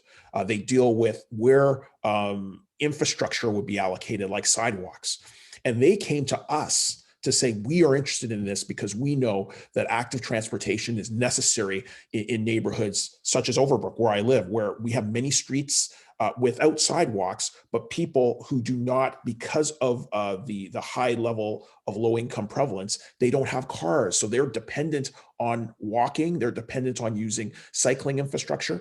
And it was the department themselves who came and said, we want to start talking with the Anti-Racism Secretariat because we see these gaps in equity in terms of infrastructure, and we want to have a wider conversation. So I just want to assure you, Elaine, that we are looking at this as a whole of service approach, even if it's situated in the social services department. Rawlson, I love you, but I have to disagree with you on that fact, but we'll talk later. Okay. And Camille, you can just give a response to Elaine's other part of her question, and then we're going to move on. Okay, so the question there was pertaining to guidance counselors, and this is a very important question because we know that I talked about courses being guided, gatekeeper courses, but we also have roles in our system that are gatekeeper roles as well. And so there are two parts to this. One of the pieces is guidance counselors, but we also have student success teachers that are all a similar kind of role, but not one that families know a lot about, but a very important role. And we have department heads, which also they kind of shape a continuum there. Let me start by saying that we have some very excellent people in some of these roles who understand the power of the role, and the goal of the role is to open the space for students and their possibilities, not narrow the space. Unfortunately, we do have circumstances where, whether it be on purpose or with badly placed best intentions, that the roles are the way forward is narrowed for students in very unfortunate ways. And there are circumstances where it is truly an act of racism or sexism in some cases that the way is narrowed. So the solution is not a simple one, but it is twofold. There is a responsibility on the part of the district in terms of not only the training, but the accountability for the training. I was in a session the other day where people talked about more training, but somebody raised the question, which is the $1 million question. Yeah, but after they're trained, how do you make people accountable for what they've been trained to do? And so that is a key piece of what this work looks like. And so there's that piece. But you heard me talk at the beginning of this conversation about parent engagement, because I think one of the first questions was around how do we engage parents who have not typically had an opportunity to be present or to be engaged.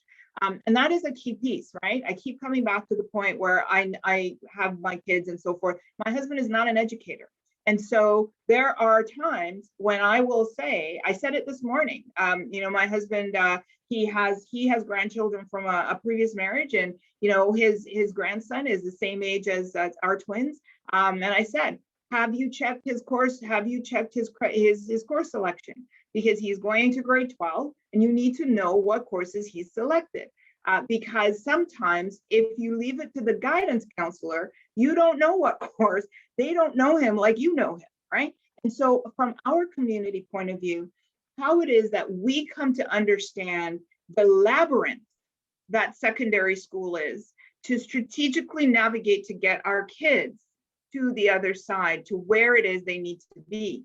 And so a part of our responsibility as a school district is to make sure there are spaces for parents to engage to get that knowledge.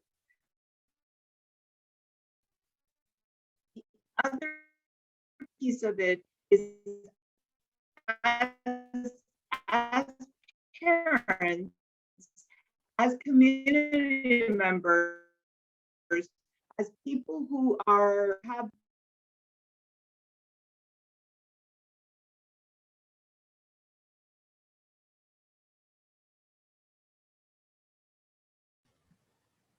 I think she might have froze. Yeah, just we'll give her a sec to see if she comes back, or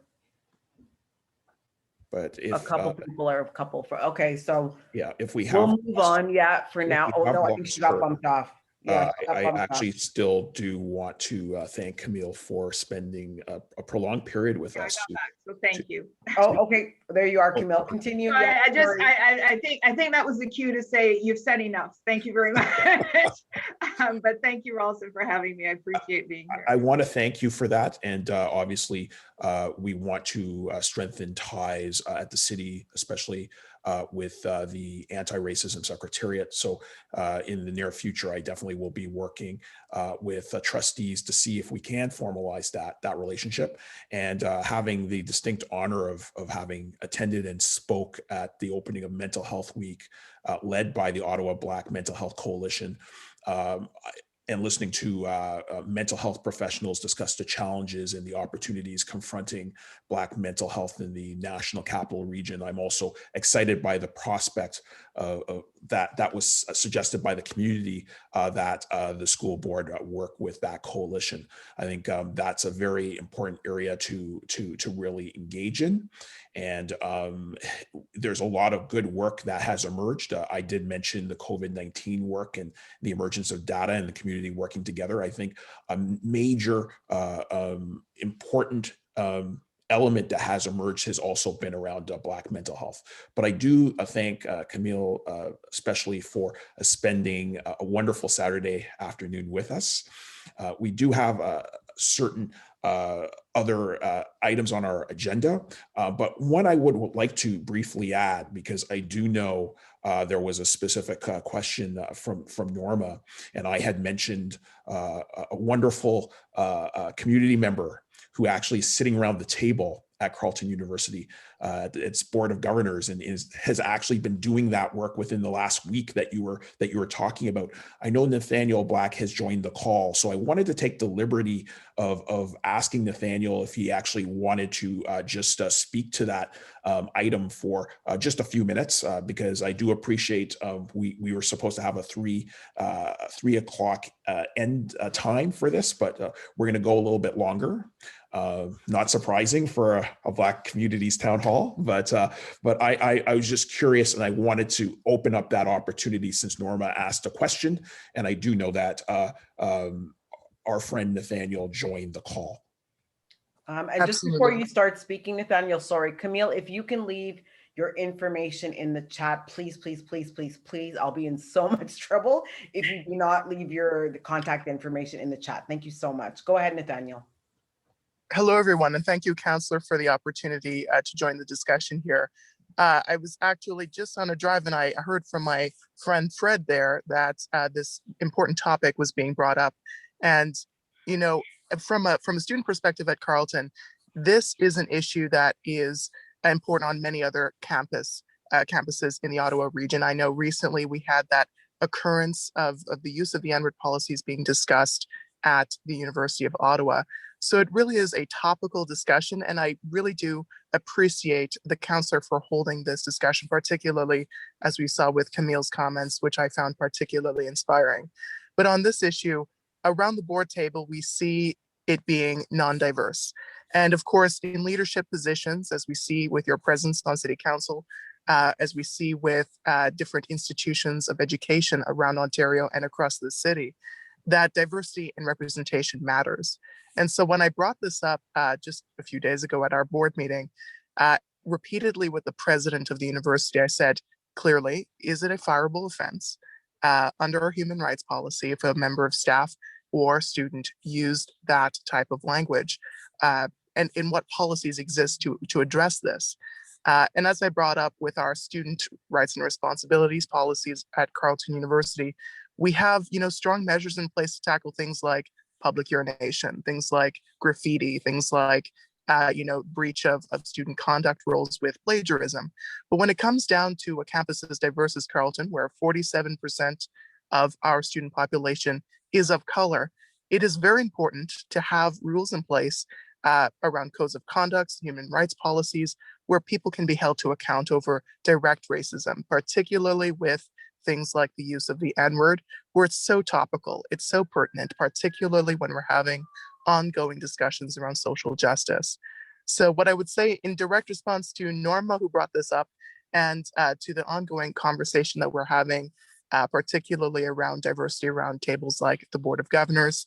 And as the incoming chair of CUSA Council, our Student Union Council, I'll say this, that there are a lot of people who want in post-secondary education to pass equity measures like we've seen recently with the wonderful report of our equity vice president, Michael Charles, saying that we need to address pedagogy, that we need to address the curriculum changes, that we need to ensure that we have a diverse approach in terms of the ideology of our university.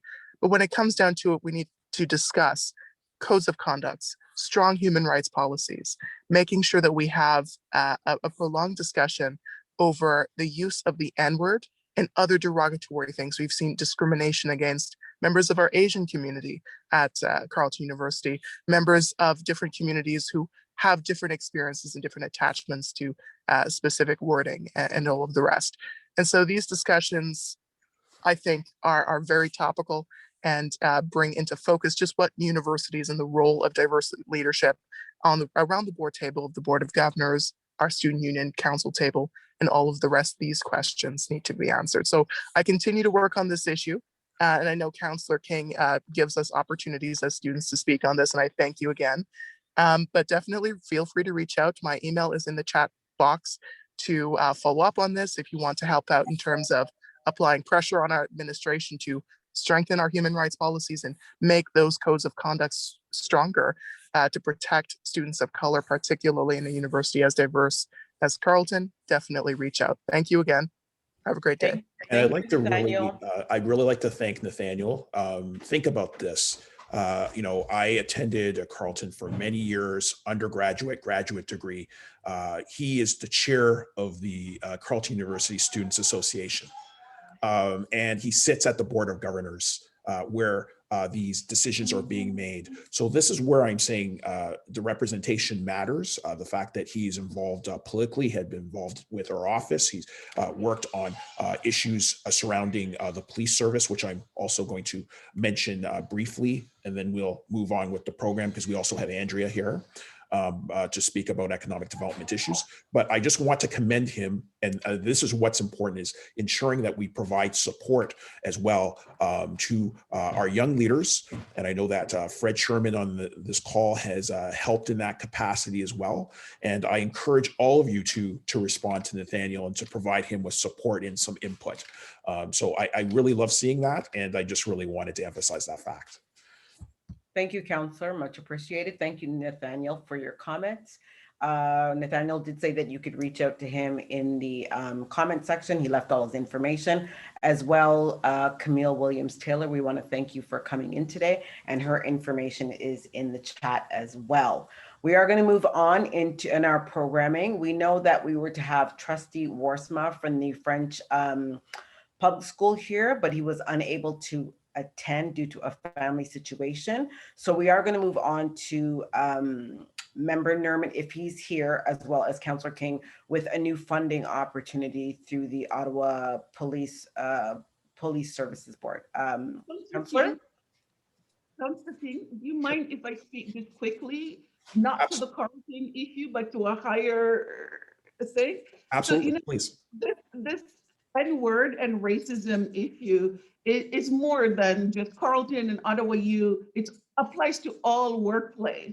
And, since this topic has come up, I'd like to share with everyone some work that I'm starting in looking to amend the Canada Labor Code and the Provincial Occupational Health and Safety Code for racism to be a workplace form of harassment and violence in the workplace, and that all the processes around occupational health and safety, the workers' compensation process, the investigation, and all the tools that exist for other issues, for gender, for example, that will now be applied, should be applied to race.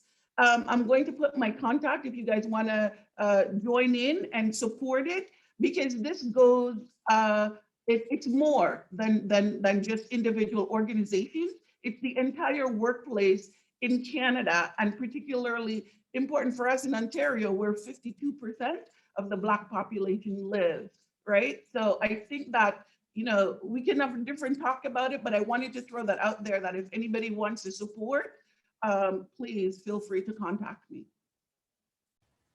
Thank you, Andrea. Okay, I don't see Member Nerman, Councillor, so you wanted to talk about the funding opportunity? Absolutely. I don't see Member Nerman, but because he's not here, I might add some additional context. So as you might know, in late October, I became the newest member of the Ottawa Police Services Board. And obviously, it's my intention to work to improve the strategic direction of the service. So I opted to join the Police Services Board. In fact, I asked the mayor to take his seat really to pursue a sustained commitment to greater investments in equity and diversity at the police service, and primarily to address the challenge of systemic racism. As you might know, before my election to council, I briefly served as the inaugural co-chair of the Ottawa Police Service Community Equity Council, which is devised to really provide advice and insight to the police on ways to improve and strengthen the relationships between the Ottawa Police Service and many Indigenous faith-based and racialized communities and organizations in Ottawa. During the election campaign, I made specific commitments in my platform to pursue more investments to improve diversity and community interactions with police and to enhance mental health training and response. After my election, as you know, I was appointed liaison for anti-racism initiatives, and there at the elected level, I'm seeking to develop and implement changes to eliminate systemic racism in the corporation of the City of Ottawa in conjunction with the newly created Anti-Racism Secretariat. I also specifically asked to be on police board to bring insights from this council mandate to the Police Services Board in order to inform the police services strategic direction.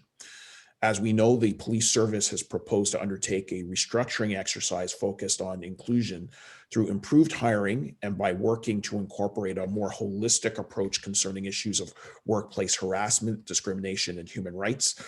Much of this is obviously being led under the leadership of the not so new police chief, but new in concept, a Black police chief in our city by Chief Peter Slowly. The service is also committed to work towards the transformation of emergency mental health crisis response through an independent consultative process that would be inclusive of community and social service organizations. Equity, diversity, and inclusion is key to modernizing this police service and is the central theme of the previous budget. So in order to achieve those objectives, the police service, however, actually does require an enhanced level of trust with communities that they serve. And I believe that there was a serious erosion of trust with the Black and Indigenous communities when there was the removal of protesters at a protest before we had the police service board deputations and hearings on the budget. So going into this process, there was a change in trajectory. At first, I was supportive of the budget direction at council because I thought that we needed to reimagine the role of police and the sustained commitment to equity. However, I was quickly installed on that board in October. In November, we saw a protest that really, the way that it ended, eroded trust in both the police service and the board. And then we heard deputations and a vote, and were to have a vote. And we heard deputations from over 100 community members who really did voice their dissatisfaction with the trajectory of the police service, and especially based on the fact that they believed that they weren't being heard. And ultimately, I agreed with them because during the budget process, I noted that I didn't believe, based on what I was hearing, that there was proper consultation. And so I dissented on that budget. And I think that process has moved us to look at a different trajectory for the police service. And the board has acknowledged that. And I think, as a consequence, I do believe it is incumbent upon us to listen to the community to enhance the vision that is outlined in the budget, because I think there was a transformational vision and there needs to be a transformation in culture, but it has to be adequately informed by community voices. especially around the idea of strategically detasking police services to transform the service and to address community safety and well-being. So my preference was for us to have more community input before we looked at expansion of any budget around, ultimately, as a board, we do have to meet statutory employment obligations. We have collective agreements, and increases that we really don't have that much control over in terms of the contract. We sign contracts, we have to follow them. But I believe that we needed to put a hold on expenditure increases until there is wider public consultation. And so I would have said, along with Member Neerman, if he was here, that is one thing that as board members, we are pushing for. We're pushing for better frameworks of public consultation. We're going to push for frameworks that will ensure that there will be more time to consider the budget, more time for input, and wider community engagement. And so I really do believe that it is important to focus on a framework that addresses community input, safety, and well-being, and addresses the systemic causes of the issues that are around the service. I know, and I'm going to try and integrate a question here. I know that Robin had asked a question around why so little in terms of the Secretariat, in terms of investments, and why so much in terms of the police. And I think that is a wider conversation that we need to have.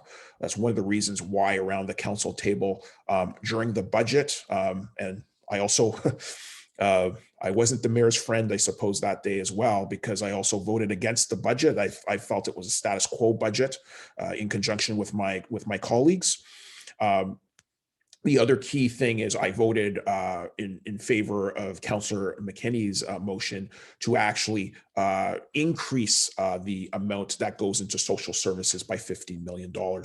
So, if that had happened, obviously, I think a piece of that, and this might speak to Elaine's point, I think that there is a holistic view of the operations of the unit of the anti-racism office.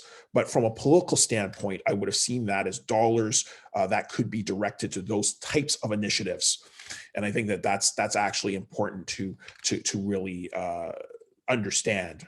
But one of the key things that also emerged from that budget process were the acknowledgement that we need to actually move towards a budget that has a freeze. The Finance and Audit Committee at Police Services Board is going to look at that. And I'm not a member of that committee, but I'm sitting in on the working groups looking at ways where we can tangibly seek a freeze in terms of the police budget. The other key thing is that there were discussions and motions passed around investments in community initiatives that would inform what the police service does.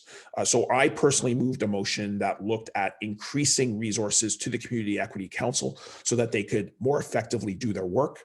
Another motion was also passed that looked at the potential of the creation of a community partnership fund with $150,000 of annual base funding that would seek to support community groups in their efforts to ensure that policing in Ottawa reflects the needs of their communities.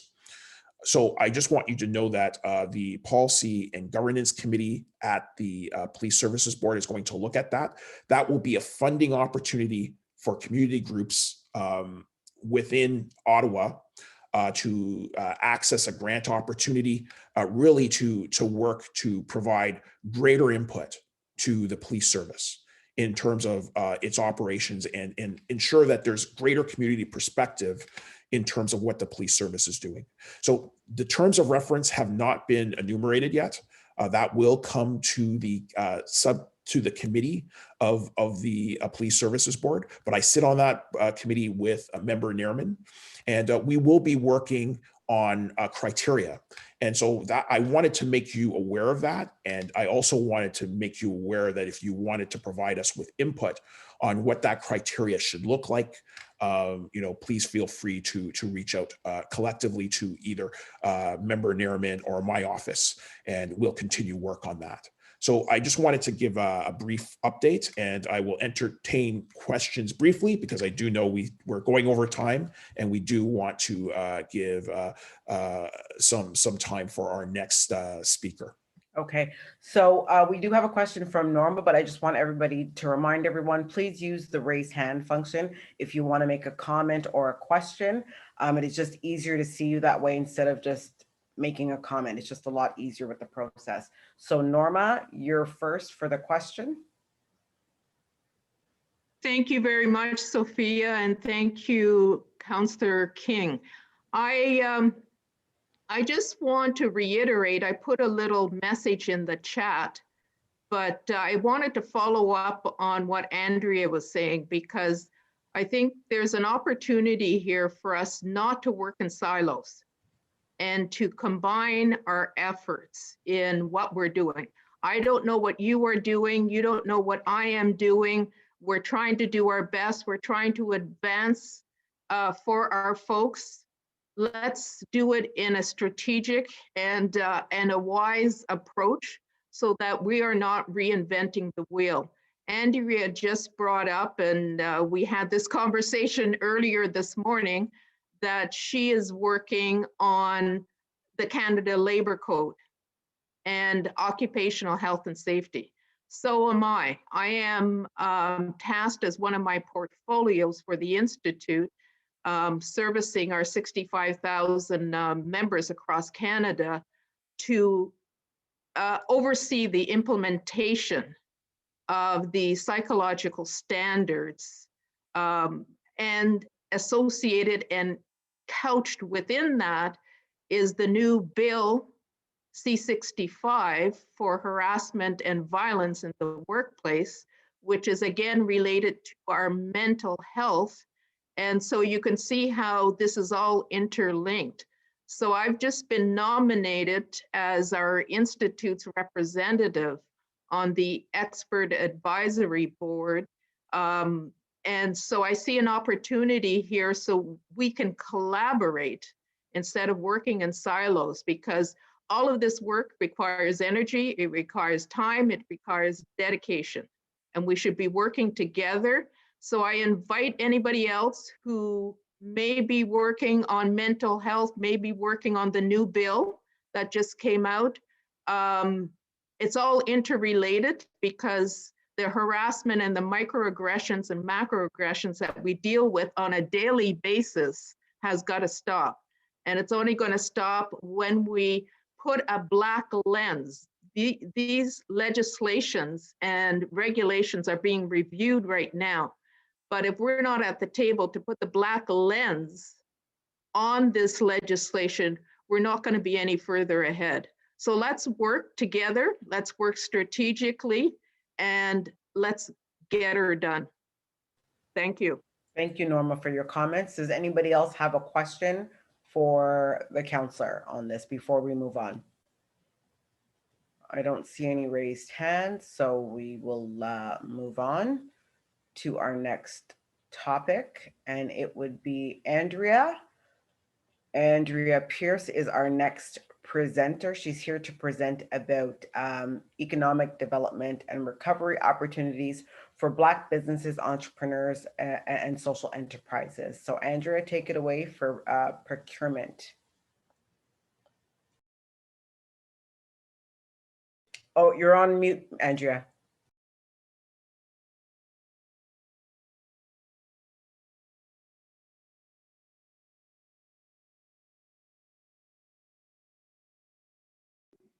Thank you. I was trying to share my screen at the same time.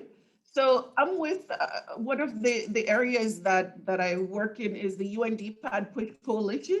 And what we do is advance the pillars and objectives of the UN International Decade of People of African Descent in Canada, that the Prime Minister Trudeau and Canada signed on to in 2018 as a signatory to the implementation of the recommendations here in Canada.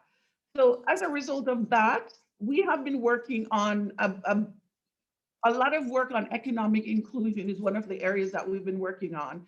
And though I'm going to talk to you about economic inclusion, we have to take in context where our Black community is at and why this is so important, why your support, everybody that's here or who will be listening to this later, is so important of going on. So we see here, this is from 2016 census about poverty in Ontario in the racialized and Black community. And we see the numbers are really high. And if we look at our Ottawa numbers, the highest rate for Blacks in Ottawa, 28.2% of our population live in poverty.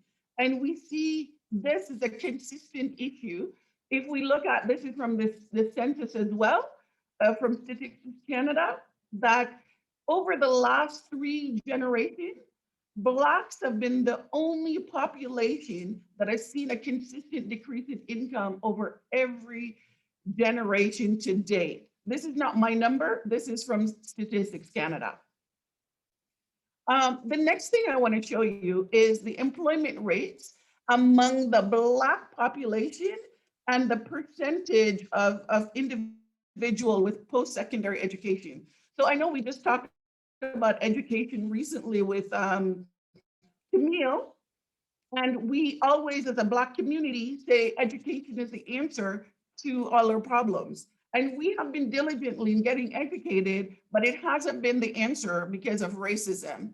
So if you look at the graph, the top graphs on the left, that's the employment rate among population age 25 to 59. The yellow, and I'm going to take an intersectional lens. I'm a Black woman.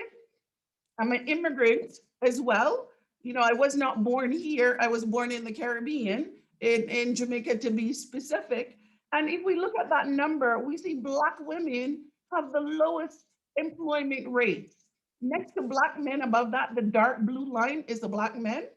White women are the dotted, I'm sorry, Black men are the yellow dotted line.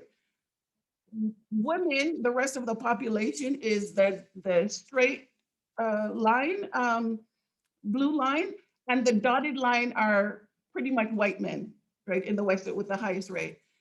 In contrast, if you look at the right, where the percentage of individuals with post-secondary education among the population between age 25 to 59, you see that Black women have the highest level of post-secondary education. That's the yellow line right there. And the dotted line is Black men. And Black men used to be pretty high and it's been dropping over time.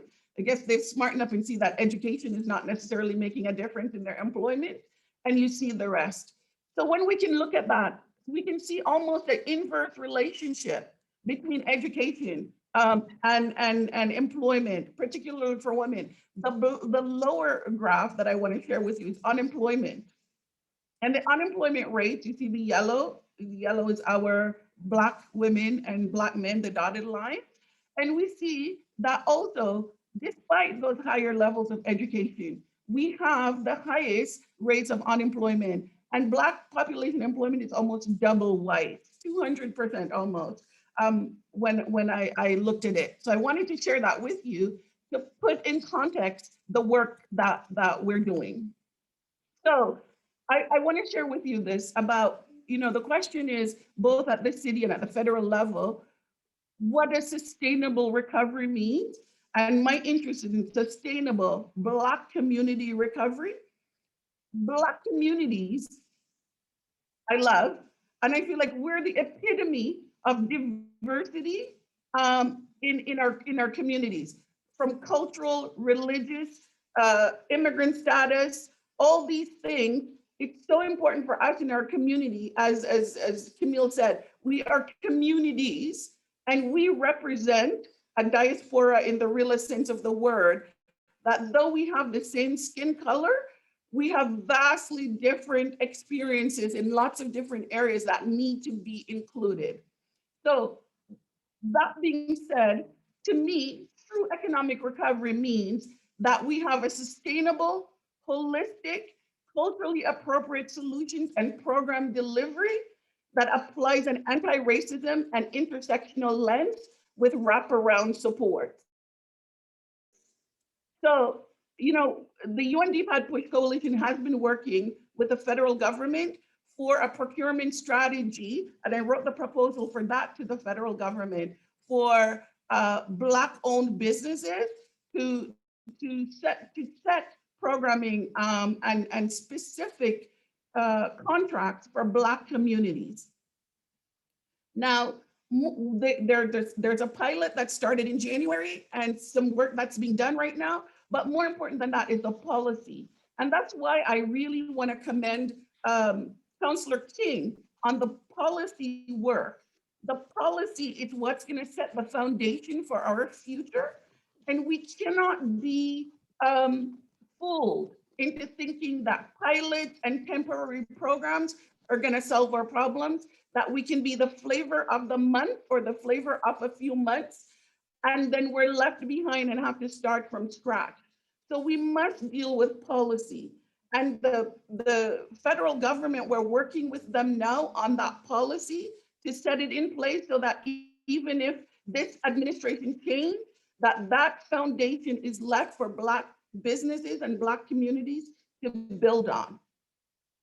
So we have been working with that. And here are some of the other things we've asked of the federal government, and we'd like that to trickle down to the provincial and the city government through requests. We've asked for data and metrics from the federal government to ensure that that gets done, so that it's not just applying at the federal level, but it applies at all other levels that's being funded by the federal government.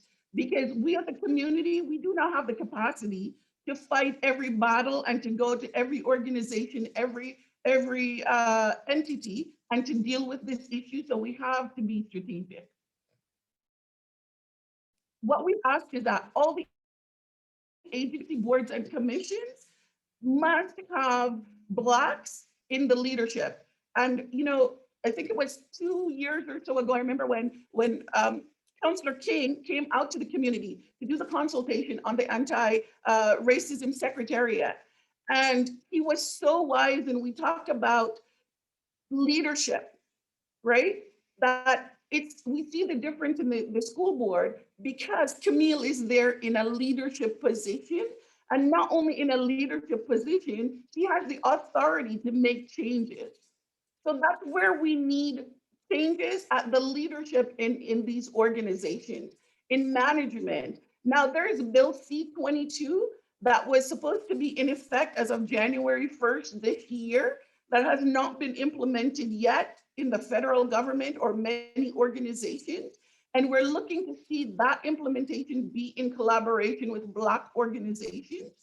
And what we're asking that all the organizations at every governmental level, including the federal government, not only in their leadership, but have a supplier diversity that includes Black-owned businesses as well. So if a government, whether it's the city, the provincial government, or the federal government, is giving funding to organizations or doing business with organizations, giving them contracts, they must be mandated to have these criteria so that Black true equity can be Black. And what we need to ensure that it's not just tokens and not just even at the representational level that we have. Because if we just do the minimal, we will never ever catch up, right? When you're in deficit, you have to pay more. If you have a credit card bill, if you pay the minimum payment, you're gonna be in deficit and owe it to be paid off for the rest of your life. You have to throw bigger payments on it to reduce it. And our economy, our government must do the same, right? They cannot just say, for example, in Ottawa, we're 7% of the population. The largest group of racialized people in Ottawa are Blacks. Now, is 7%, now if they mandate 7%, we're still never gonna catch up, right? Because they need to put more and more emphasis on that. And they cannot just implement these challenges that need to be solved, you know, and make it just a word of mouth. So for example, access to information is a big issue in our community. A lot of times we don't hear, I feel like I'm in the know sometimes, and many times I don't even hear about what's going on. I don't get a communication on what's going on. Jobs are out there as well in some cases. And when I see the jobs to share it with people, it's a day or two before the job is closed, right? And so our community do not get information in a timely manner. So I think that we need wraparound supports around all these things that we need to look at the challenges and the nuances of the problem. So access to information on bids and on procurement is an issue. The maturity level of our community, most of the businesses are small businesses, and most of them are owned by women with childcare responsibilities and every other thing on top of their plate. So those supports are really critical in the success of our community, and particularly Black women. And the second thing I want to say is, when we look, I'll speak for the federal government as an example, we have these procurements now that are out. And if we look at it, there's two issues that we have. Most procurements require surety, which is 10% of the value of that contract that business must show so that they can properly perform that contract, pay their employees and pay the vendors and do whatever is required. Or for example, construction contracts, those requires bonding. And that's a very expensive process. Most of our community, because of our capacity and our businesses are small, there is that lack of support in those areas. That even I've had people call me and say, Andrea, I bid on a contract and I didn't get it because I couldn't afford the bonding. I couldn't afford the financing of the surety, right? And so they had to give up that contract. In one case, the gentleman became the subcontractor, but that means he loses the margin, the profit margin on that project, right? So if we're implementing, if the city goes in and implements social procurement right now, and these things are not taken into consideration, then Black businesses won't be able to apply and win those contracts because they don't have those supports. So we can't look at it as just doing one thing in silo. It must be a holistic program that's in there. The other area is for Black businesses. Most of them are not mature. They've never, and I mean mature in the sense that they've never applied for these programs before. They need to understand, how do you bid? How do you set up your pricing? There's a lot of learning and information that's needed that we have been setting up. We have been putting on some procurement workshops in partnership with OSME, the small business group at PSPC in the federal government, the procurement department. And what we've done on that is to take the classes that would normally take about 4 to 6 sessions over time, combine it into a 2-hour session aimed at Black businesses, where they can register, not only learn the information, but register right then and there in the 2 hours to be in the federal registry. So these are the things we need to do as a community. Now, this is not funded. It's my time and ASME's time as well. And they probably maybe have funding. I've asked them for some support in some of these areas, and they're saying it's a conflict of interest. But we need to look as a community at all these things, because if we put something in place and there's not that supportive network to make it successful, it's just a paper exercise, and it won't be resolved. So that's what we've been asking for. One of the things we want is for targeting of Black women in the federal government gender and enterprise strategy, and that Black women-owned business in the social financing that they're set aside for us as well. We've asked for, this is not specifically to Black women, but we've asked, for example, IEHDC, that in the government, the nonprofit sector is 8.5% of our GDP in Canada, right? Over $160 billion. And the government, the federal government, gives out over $50 billion to nonprofits every year. The amount that goes to Black business is infinitesimal that we can't even count it, right? It's so small. And we've asked them to specifically set aside money for Black-led, Black mandated, and Black focused nonprofits to be a part of that process until equity is achieved. Because right now, even though a lot of the funding goes, and if we look at COVID as an example, I know I'm talking fast because we're short of time. If we look at COVID as an example, a lot of funding went to community groups that support Black-owned businesses. Black communities, they could serve Black communities. But a lot of that funding did not go to Black-led organizations, right? And what this says to me is that we are fodder in that process, right? We are just I don't want to say the beggars in the process. We're at the end of it. And where does those benefits accrue? The whole idea of this is for benefits to accrue within the Black community, right? If we're just being served and we're giving this service, but none of that supply chain, none of that employment, none of those things come into the Black community, it's not for us, right? So even though on paper it's supporting Black communities, but if the benefits does not accrue in our community, it's really not for us. I know a lot of people talk about like racism and, they upset that, anti-Black racism, that they're not racist and all this stuff. And the whole idea about racism is, it's not that you wake up and you say, oh, I'm going to oppress some Black people today. It's the disproportionate impact, right? Where does the benefits accrue and where does the losses accrue? Most of the losses is accruing in our community, right? We are fodder and employment. We are fodder and employment for the criminal justice system, for the social service systems, but we're not the people that are benefiting from those systems, right? And we need to start challenging those systems and making sure that that's taken into consideration.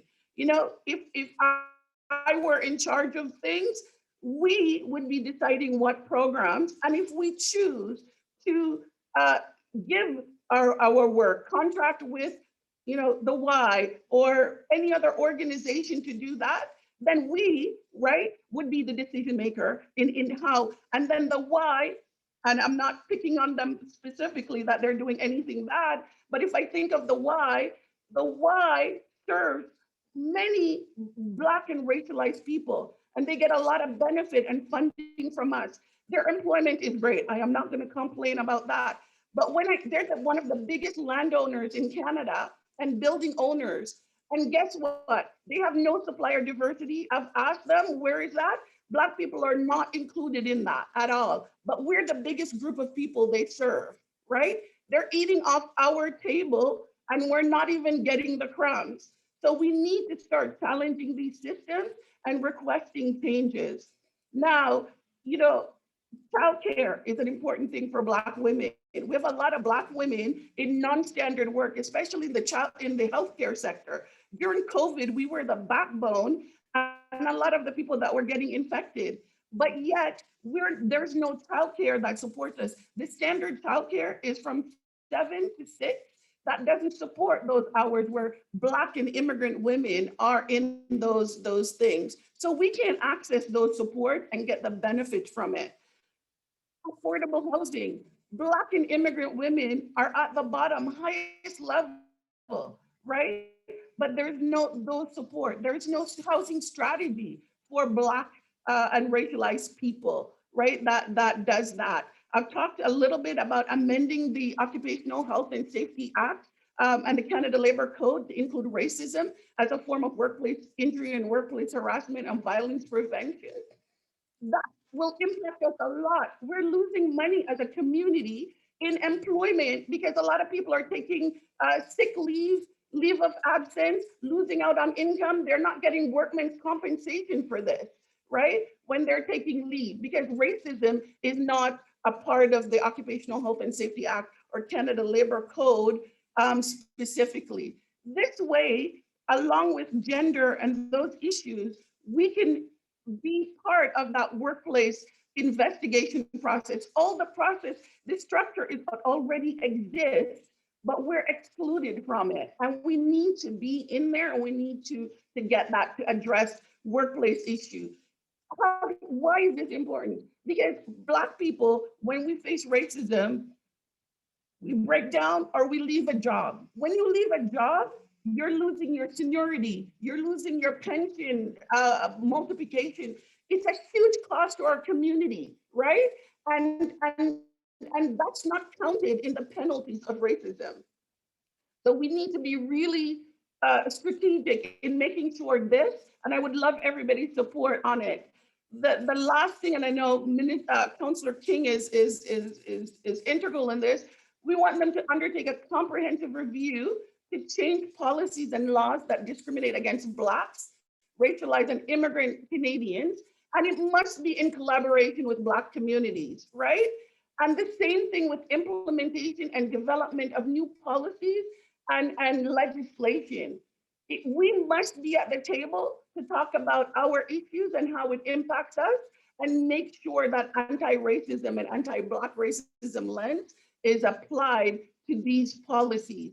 We cannot just sit back and let programs go, right? We've had employment equity in Canada for over 30 years, yet Blacks are still at the bottom.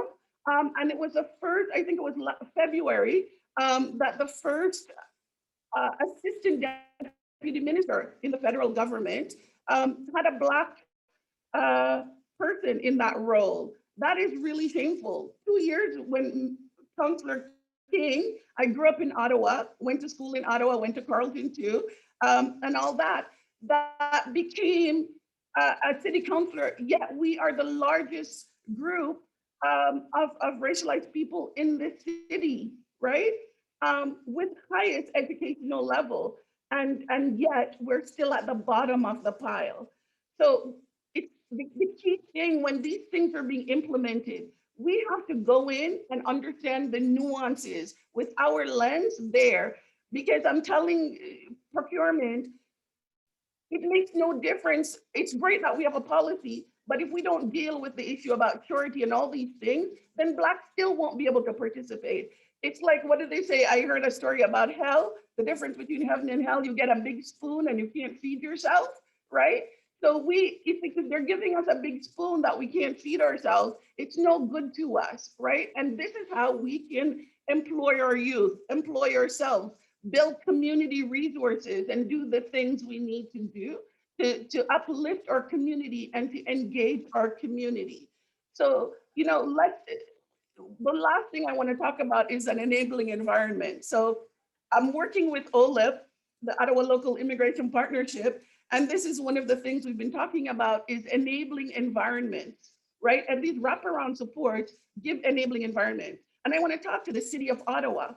In the hiring, if you don't have those enabling environment, what happens when a person is experiencing racism?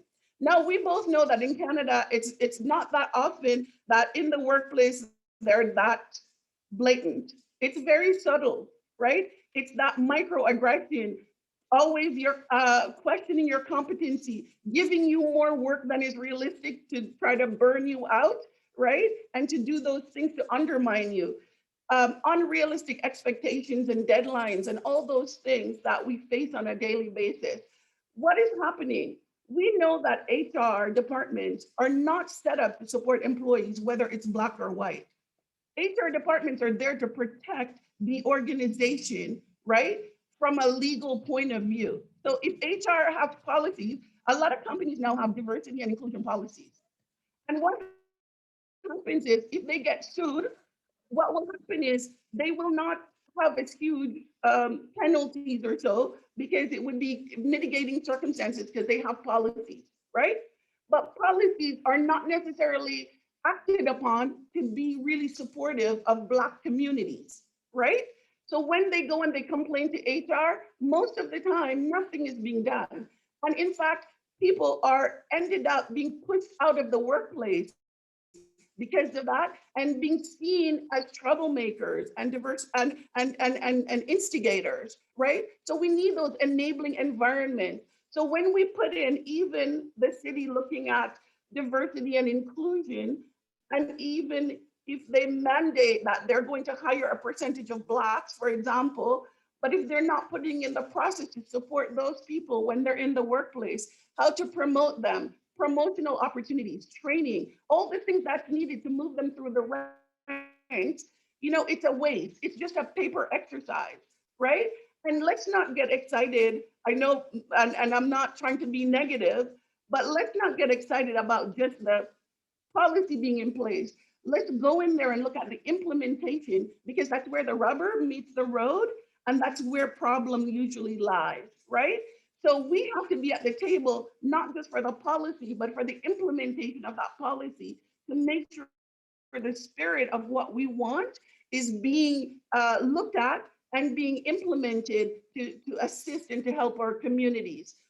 So that was the last thing I want to say about this. If anybody wants to learn more about procurement and being registered, you know, we would like to get some funding to do workshops to be bid ready. That means to help businesses understand and know how to create a bid. What are the pieces in the bid? How to understand and look at the history of the pricing.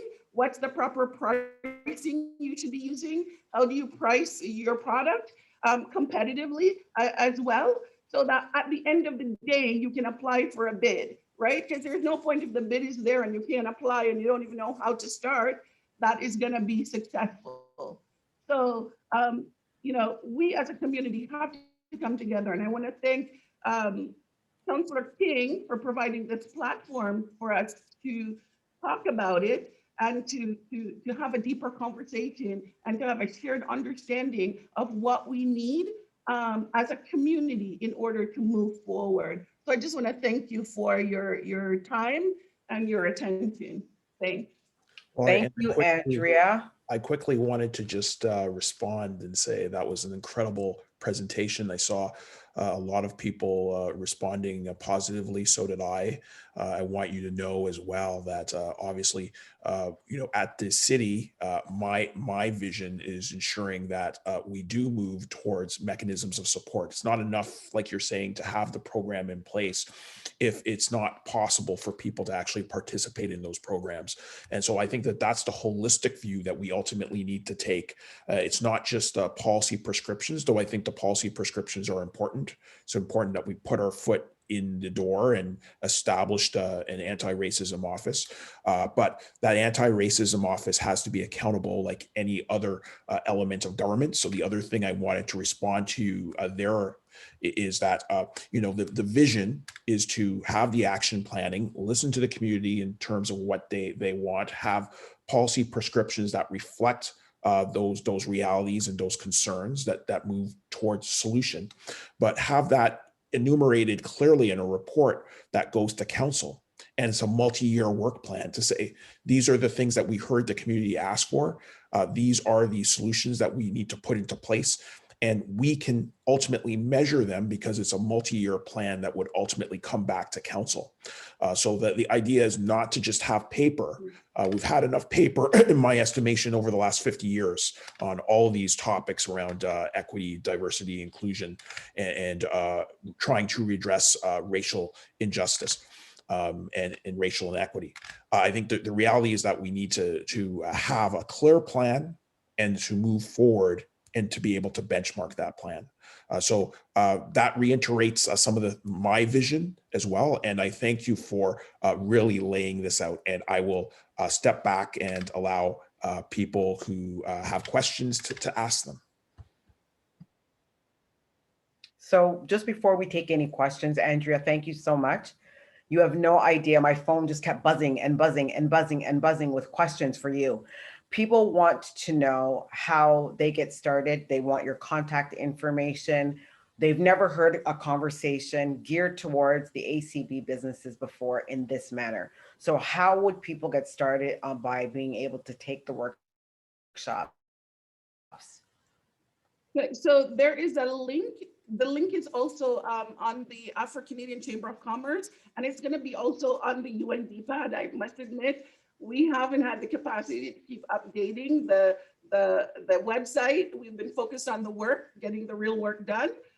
So I'll put in the chat how everybody can links that everybody can, actually what I'll do, I'll send it to you, Sophia, and you can send it out to everyone so that they have the link. So the next session is March 16th, 10 to 12, April 1st, 10 to 12, and May 6th as well. But I'll send all that information to Councillor King's office to share with everybody as well. Awesome. I have another question.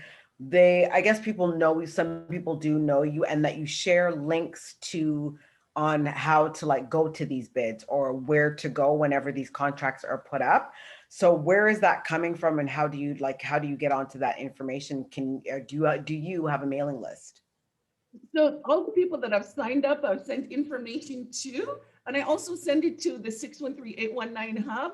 And Robin has been great in sending out all those information as well. So that's kind of how we've been shared as a community. They come from, and when you come to, they come from PSPC. And when you come to the sessions, you learn how to sign up to get all those notifications yourself to your email, so you don't have to keep tracking it all the time, so that you'll know when they come up immediately as they come up, rather than later through the grapevine. So please come to those sessions, and I'll send the information as well to Okay, fantastic. So I guess people are looking you up as well.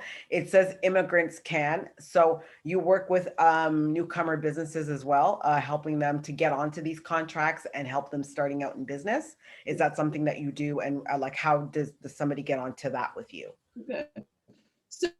So my day job is I run a business. I'm an entrepreneur, and I run an immigration consultancy.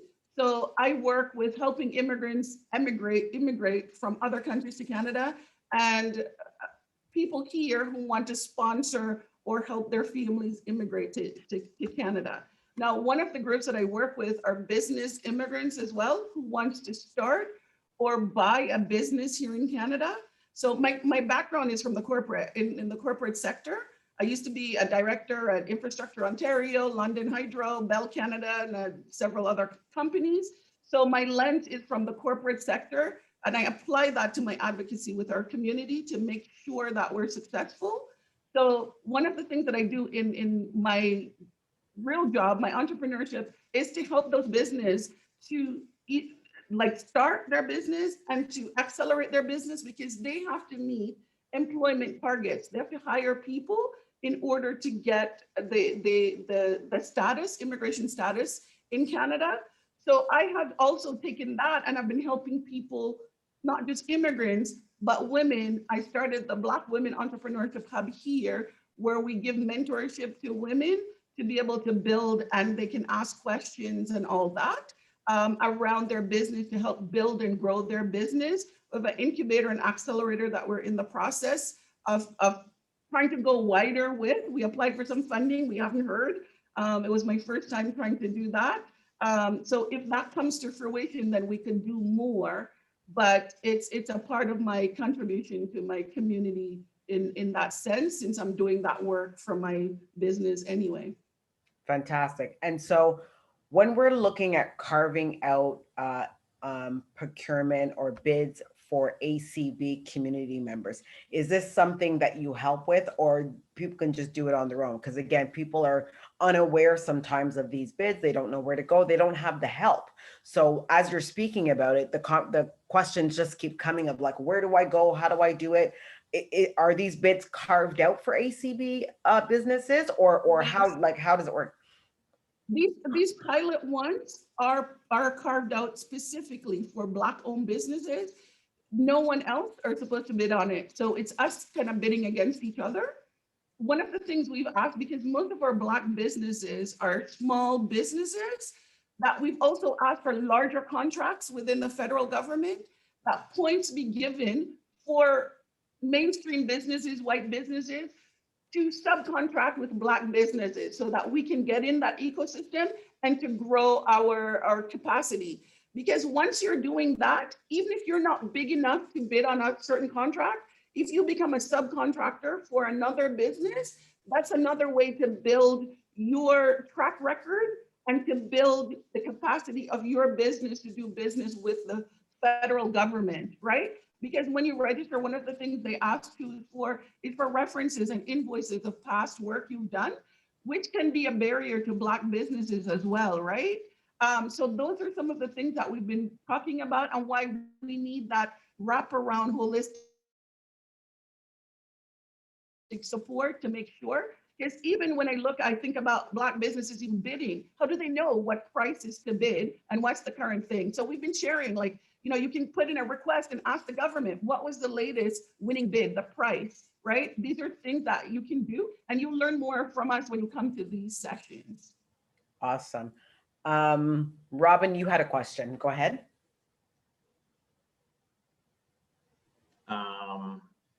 Yeah, actually, my question actually is back to Rawlson. So Rawlson, I've attended enough city council meetings now to see that you're in a tough situation. You and the urban councillors are the few progressives on that council. The rest of them are pretty right-leaning, and actually, I've never seen them really do much to vote in favor of much of anything that's going on with Black folks. So my question to you is, this goes to employment equity again, right? They're using the visible minority group for their employment equity efforts within the city. That's obviously not going to affect Black people, right? So my question is, in order, who has the power in the city to actually say, you know what, we need to set targets specifically for Black people, even though they're not part of the employment equity group? Because what we want to know is, who do we need to put pressure on? Is it the city councilors? Is that who we need? Who can make well, that? Ultimately, we have a staff committee council system where the staff obviously will work at direction of council and direction of committees. But this is the key element of having the new anti-racism secretariat, is that work will be done in that portfolio in terms of recommendations around employment equity. So that's one of the reasons why we wanted to ensure that that was going to be a major pillar. So there will be conversations with different community organizations, community groups that will result in recommendations that will come to council as a report. So the idea is continue to engage definitely with the anti-racism secretariat. There's going to be continuing action planning sessions. Continue talking to me as the council liaison on anti-racism and ethnocultural relations initiatives, because we will be directly providing input into the solutions that are necessary to address these issues. And so that's going to be absolutely important. I think the wonderful thing about the structure of the anti-racism secretariat is that it is being driven by the community. I think that that's absolutely really important to understand, because in the context of municipal government, usually we respond, especially to land use. People will blame people around the council table for the way that land use actually evolves. But the reality is that we aren't driving the applications, the development applications that come to us. That's being driven by the private sector. It's very different in the context of municipal government, that you have a mechanism where there is direct community participation. So I think that this is really exciting, and we want to ensure that there's continuous engagement with community to drive these specific changes, to the changes that you are pointing out. We want to enumerate into these reports vis-a-vis lived experience, and see that reflected in action. So my feeling is continue to engage with the anti-racism secretariat, continue to engage with me, because their mandate is looking at employment equity and economic development opportunities. So, we'll obviously be continuing a conversation with Andrea about where we can make some changes around equity for economic development opportunities, for social procurement. We want to continue to have those conversations so that we have a substantive, unified plan that comes to council, an approach that really addresses the key issues that you're pointing out. So that's that's the structure. Of course, you can always contact your city councilor on any issue that's within the jurisdiction of the municipality and continue to lobby them and to say that we need those changes. I think that the reality, of course, is that many of the members might defer to the fact that we have this office. And I think the power of the office is that it is directly engaging with community versus, utilizing that representative model, representative government model where, we've just elected a representative and we will just strictly go to them for the input. The strength of this is that the mechanism of the anti-racism office will be listening to communities on an ongoing basis to actually develop out policy. Thank you, Rawlson. Elaine, you have a question? Yeah, just a quick question. It's a personal question. So Andrea, Rawlson, you can decide to answer it or not to answer it. But I know Andrea personally, and I consider her a friend. However, she does a lot of this stuff for free, helping out the community. Rawlson, you've indicated that you are utilizing the knowledge of Andrea to assist the city in advancing their policies. Is she a paid contractor, or is she being used as a volunteer? No, I'm just talking in a general way. And eventually Andrea and I will have a conversation, and she will have a conversation with the anti-racism secretariat based on the work that she is doing. As for the growth of the office, there's now a new service that's dealing with equity and diversity issues. Eventually I'm sure they will look at engagements. I can't prejudge what city staff will need in terms of the resources that they will seek out. But obviously, I want to ensure that we grow opportunities for Black businesses. And so that would require greater procurement opportunities.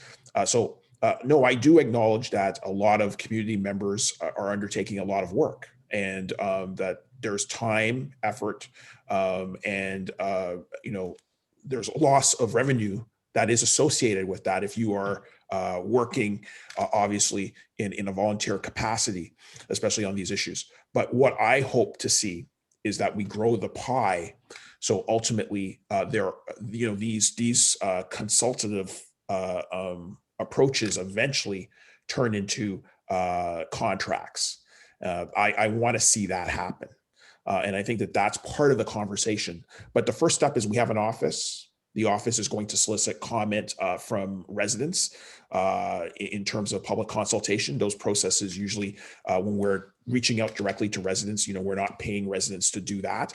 But we want to hear what residents want to see reflected in terms of the policy and the actions that we take. And the policy is important there because, like I said, the city is spending over $1 billion in procurement. So it will be necessary for us to get our foot into the door to say, these are the changes that are necessary to the systems in order for us to widen the participation of the Black community, of the Indigenous community, of other racialized communities. Thank you. Thank you for the question. Andrea, for you. Oh, no, go ahead. I do want to say that, even when it comes to procurement, we have to look. So most Black businesses are the majority are in the professional services space. And the reason is the cost of entry is low and the barriers to entries are low, right? But we tend to stay small because we don't get the funding, the financing. We know that during that $60,000, that 20,000 of it is forgivable. Most Black business didn't qualify for, because we didn't have the 40,000 in expenses or the 20,000 in employment payroll. That goes, and anybody wants to talk to me, I'm like, pay yourself the 20,000 and go get the loan is my advice to you guys if you haven't filed your taxes yet. But the point that I'm trying to make is that procurement itself, social procurement or any specific procurement, must also look at that to make sure we benefit, right? So, we had a procurement with PSPC and I rejected it. And we worked through it. A lot of those projects were not around places where Black businesses could apply and benefit from, right? A lot of them were goods, which require that 10% surety, right? Who has that money in their bank account now during COVID, right? Those are areas that we have to look at. So if we put it out and it's not where Black businesses are situated, so we can't just, how do I say, one size doesn't fit all. We have to make sure that it's looked at where Black businesses can really benefit. So if they're doing a lot of, when it comes to, for example, construction, I talked to Infrastructure Canada, I was saying, we don't have lots of big builders in our community, but we have lots of tradesmen. So we're asking for requirements for apprentices. And we won't go into that, how we have so many Black tradesmen that are working as laborers, not getting the benefits, not getting to become a journeyman. And these are things that the city also needs to look at and to build into their procurement to make sure we're building those capacities, that our Black tradespeople can now get into the union, can make a living wage and not be low income. Even when we look I practice immigration, when I look at when tradespeople come into the country, the requirement for somebody from abroad is a much higher number of hours than people who are here. So it's almost as if they have to start over from scratch. This red seal trade that they said, makes it more professional is just another barrier to Black and racialized people to get into these very well-paid professions, right? So we need to be looking at more than just a high level. We need to look at the nuanced things that are needed to support our communities and to make sure. So when the city is giving out contract or funding for example, the rapid housing, they should be requiring that racialized people and tradesmen and Black businesses are in that ecosystem. Thank you, Andrea. I have another question for you about the Black Entrepreneur Women's Hub. When, where, who, how? And that's like rapid fire in my inbox. So it's at ImmigrantsCan.org, and I'll put the link in the site. So what we've been doing is, with a small number of women, we've been doing workshops where they could ask questions about their business and help build strategy, especially to pivot and to grow their business as we move forward. We have a very limited capacity because this is a labor of love as well, and it's being funded by me and my time and resources. So, but I did apply through the Black Entrepreneurship Fund for funding for it. I haven't heard back from them yet. And I've been reaching out to try to see. So if we get that, we're going to do a formal process. So what we've been doing is working with mainstream incubators to get the training for our community. And we do the wraparound services and support and hand-holding for our community to make sure Black businesses are successful that they're not otherwise. So I had a lot of people going to those incubators and they were dropping out because they said that they didn't feel supported. They didn't feel like it was meeting their needs. So we've kind of taken a bit in-house to work in partnership with them, because we don't want to recreate the wheel and deplete our resources and and create something that already exists. We want to take the best of what exists and improve it for us to do. So that's how I've been working. You can check out the website at ImmigrantsCan.org. So how do we wrap support around you and this initiative to ensure it moves forward and does get funding? Because I know a lot of women here in my inbox are like, we want this space and we want it yesterday. How do we wrap that support, allies and men and community members coming together to be able to support ACB businesses in a wholehearted and a much bigger way? How do we do it? And how do we push the initiatives that you're working on and others forward? I would say write to your member of parliament and tell them to fund the ImmigrantsCan Black Women Entrepreneurship Hub. We've been working with the government even before the Black Entrepreneurship Fund. We had applied, I've been working on it for 2 years now, and I applied before the Black Entrepreneurship Hub, and then they told me that I need to apply through that. And then I haven't heard anything, haven't done anything. So please, I would love the pressure being applied to make sure that we get this service, because it's particularly timely now for us to get that knowledge so that we can build our business and grow our business and build our community. So do we have any more questions? I see Elaine left one in the chat. Elaine, you want to take yourself off mute and ask it? Yes, I'm just going to put it out. This is local. This will help. This will benefit the economy of Ottawa. We have a wonderful councillor online right now, Councillor King.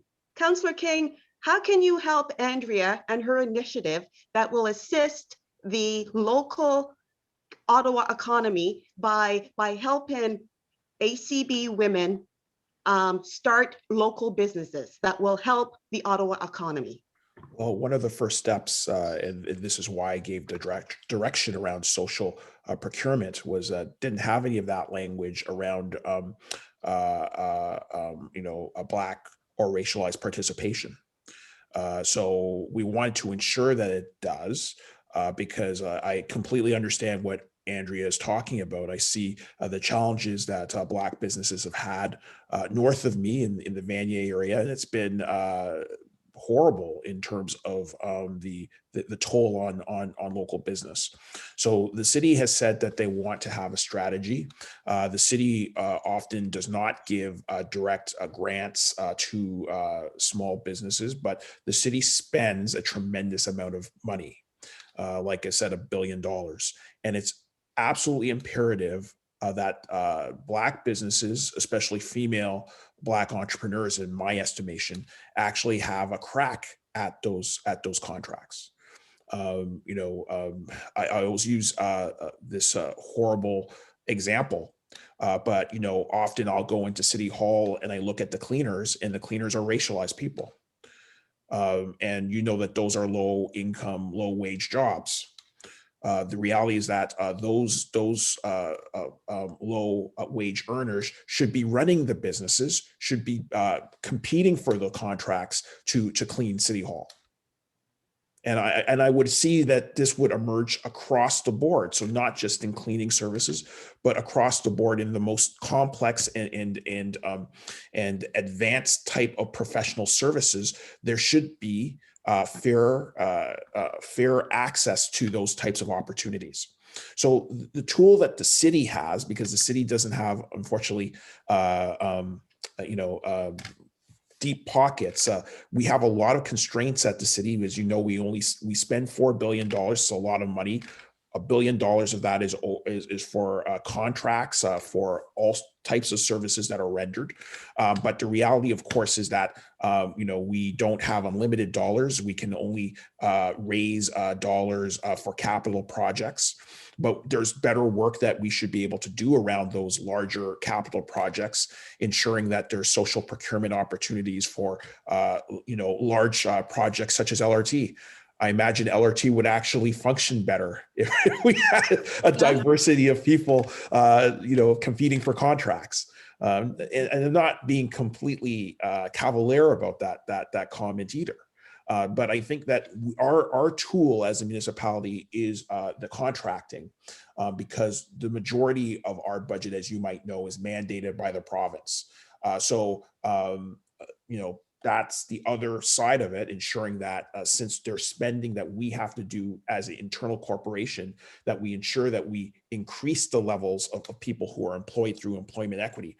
But this is why I'm so focused on the social procurement piece. And we're going to track that in two ways. So there's this direction that deals directly and primarily deals with COVID economic relief. And then there is the Anti-Racism Secretariat, which has a specific pillar around economic development with a view of improved social procurement policies of the like, in my estimation, in my mind, that Andrea is talking about, thinking in that type of scale on how we do that engagement. And of course, just briefly, one of the other pillars is obviously employment equity. So I have a question. I have two more. Just a second, Elaine. Just let me ask this question and you'll be the last question. So if it's a follow. Yeah, just a sec, Elaine, 1 second. It's a follow-up, but this person already came in and asked. They said that the Black community is long suffering and we need to know how we can lobby again for our businesses within our own neighborhoods that are from the ACB community. How do we do that? Do we write our councillor? I think the key for businesses is, the city does not really dispense these types of programs. The province and the federal government provides grant supports, those level of injections into businesses. So you can go directly to granting agencies or financial agencies at the federal government and actually apply for loans and grants. You don't do that at the municipality.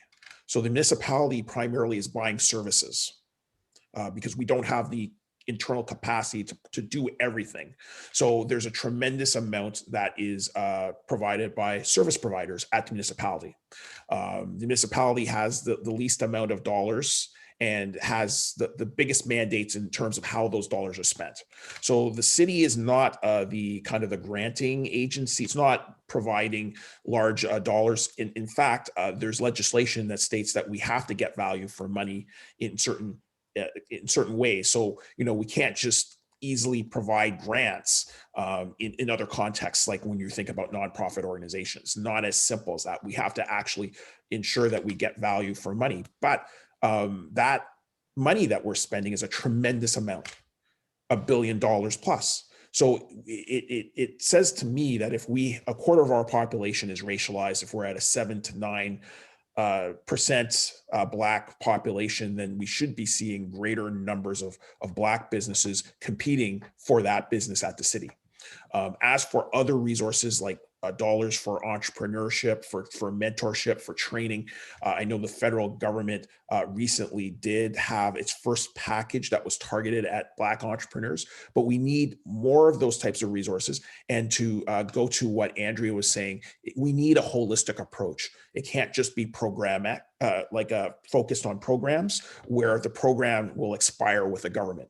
We need an approach that is holistic, where we're baking this in terms of the structures and the dollars that are allocated at the federal and provincial levels, both for procurement and also in terms of the mechanisms of governance, how government looks at the engagement in a permanent scale. So I think that that's actually important to understand. Right, all of us. It's not that I don't want to hear from you. It's just that our function as governments are different, and there are more constraints at the municipal level. But I acknowledge those constraints, and I'm trying to work within them to the greater benefit of especially the Black communities in Ottawa. Elaine, you have the final question.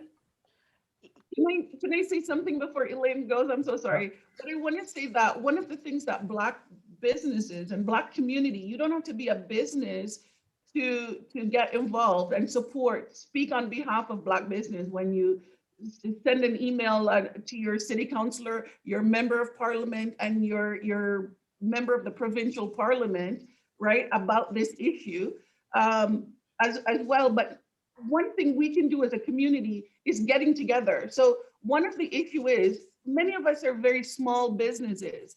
If we join together with another small business in the same area and bid together, we're bigger, right? So we may not be able to do it on our own, but if we join together, many of the small cleaning businesses joining together to bid on a big contract. I saw one and I was so upset about this, and I tried to do something about it with the different organization. There was a contract for cleaning for Department of Defense.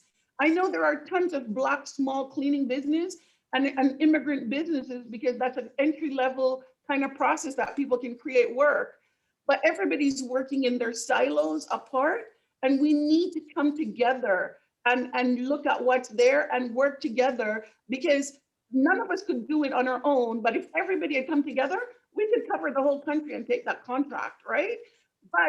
Wherever we don't have the capacity, we can subcontract it out to other communities or organizations, even white organizations if we want to. So we have so much opportunities and capacity. but we need to get together. And that's why these conversations are so important. Us getting together, the conversation with Dr. Ledbetter this morning and stuff, so that we can join and build our forces to make a bigger pie, not try to cut up the pie and share a little and then we ration, but to build a bigger pie for all of us. And, you know, with the Supporting Black Canadian Foundation, supporting Black Canadian funds that was going through the Black intermediaries, one of the things after it was done, I was saying to them, how do you ensure that this money that you give out to Black nonprofits, that they're using Black professionals and Black business, that money is coming back into our community? They didn't put that as a part of the criteria, and they're Black. So I think that if they're Black and they're missing these critical things, what about white organizations? So we have to be that voice, every single one of us, not just Rawlson and myself and Robin, and every single one of us needs to get in there and put in our voice and our thoughts and our input to make sure that this works. So it's not one person or two people or three people. We need to build a movement in our community that we're all a part of, right? So we move together. In our community, they say, united we stand, but no, united we rise, right? And we need to rise. So that's why unity is so important, and having these conversations and getting together. Awesome. Elaine? Yeah, Rawlson, I was thinking of a concrete plan that doesn't involve money. I think one of the issues with Black businesses is that we don't have the knowledge. We don't know who to access in the city to get information about procurement, how does it work, and so forth. So what I was suggesting is, if Andrea and I'm willing to help, if we can get some managers at the city who deal with procurement, some employees that deal directly with that, and have a Zoom session so that the Black community can be educated at the city level. Not at the, we understand the provincial and the federal, but we also need to be educated at the city level, but we need access to these people that know how it works. So that's what I was saying. If you can get us in touch with these people so we can have a Zoom session, so we as Black businesses can get knowledge. Absolutely. So I'll just make a commitment there. You know, my office needs to talk to the chief procurement officer about the direction. And I think that obviously makes sense, ensuring that community members have access to information and education on procurement, because how else can we have a successful social procurement policy or approach or program without that? So thank you, Elaine. And we will definitely follow up both with you and Andrea and get you into that loop as we have this discussion. And I did send in a submission to the Economic Committee, both through OLAP and through UNDPAD push as well, to, I think it's Don Oliver or something like that, the gentleman that was leading that COVID recovery one. And that was one of the things I asked, was the access and the training and some of that as well. So I'll forward that email to you as well, Rawlson. That's wonderful, because, you know, like I said, we're going to have a discussion specifically with the chief procurement officer around the direction. And obviously this is the place to have these types of discussions in terms of the resources that are necessary. And we do this type of public consultation on parks, on beautification, on infrastructure. So I don't see why we would not as well be able to hold a public session on procurement specifically for the communities who need it most. So I think it's a wonderful idea, Elaine. That's participatory democracy in action, and you know, we're going to try to advance that idea with city staff. Thank you, everybody. My God, Andrea, you are like, everybody loves you, and it's so true what you've been saying, particularly around the ACB businesses and our community. So thank you so much for your presentation. Many people are trying to reach out. I'm not too sure if you left your info in the chat. Please do. Okay, great. Thank you, everybody, for coming again this afternoon. We appreciate your support. This is the first one of the year. We plan to have more, virtual town halls, particularly for the ACB community, so we can have these great discussions. I will leave it to the councillor to do the final word. Thank you. Well, I know that this has been a very long session, but I think it's been a very productive one and a very informative one. I'd really like to thank Camille, who's not on the call anymore, but for the wonderful session that she provided. I think that obviously equity in education is important, and education is important as the foundation for the wealth and the economic potential for our communities. So I thought that this dovetailed wonderfully into the presentation that Andrea provided. And the other key thing here is, we want to listen, and we want to see the inputs that you provide actually translate into action. And I think that we're going to be successful there. And so that's why I'm really excited to hold these sessions. I also want to thank my staff for all the hard work that they've done to make this a success, especially Sophia, always rising to the occasion. And I always want to applaud her in terms of the outreach that she does in the community on multiple fronts, and for the work that she does in terms of engagement with my office. And I would be remiss if I did not mention Lise Pascal, who's on this call and who's been translating everything over the last, I guess, going on to 3 hours. So I really want to thank her. I mean, that's just amazing effort in and of itself. And I've been astounded by that, and it makes this session more accessible. So I really do want to thank everybody as well for participating in this call. A lot of the issues that we deal with in terms of equity, diversity, inclusion, our role and our place in the city are very difficult topics. And at a certain point in the future, and I would wish it would be the near future, but I think we're going to have to labor longer at it, is I'm hoping for the day when it's not an issue, when we are just treated equitably and we reach equity. And so everybody who's participating on this call in their own way and every day, I know, is working at that task. And so I am so gratified to be with you and to try to advance your interests at City Hall. I think it's absolutely important. And I really applaud the fact that you are here today on such a wonderful day, inside mostly, and contributing to this rich conversation. So I really thank you for it. And as Sophia has said, it's going to be a conversation that will continue. So thank you so much for your participation today. And I hope that you have a wonderful rest of your weekend. Councillor King, can I just give a shout out to a couple people? I really want to thank Nura Hagar, who's been helping me on the legal research around the Canada Labor Code, and she's a legal grad on the Occupational Health and Safety Act, because one person can't do it by ourselves, and all the other organizations, including OLIP and 613-819 area Black Hub, for their help and their support in everything as well.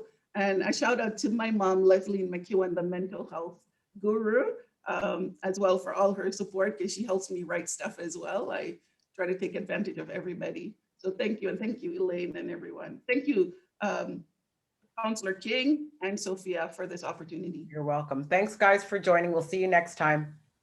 Thanks. Bye.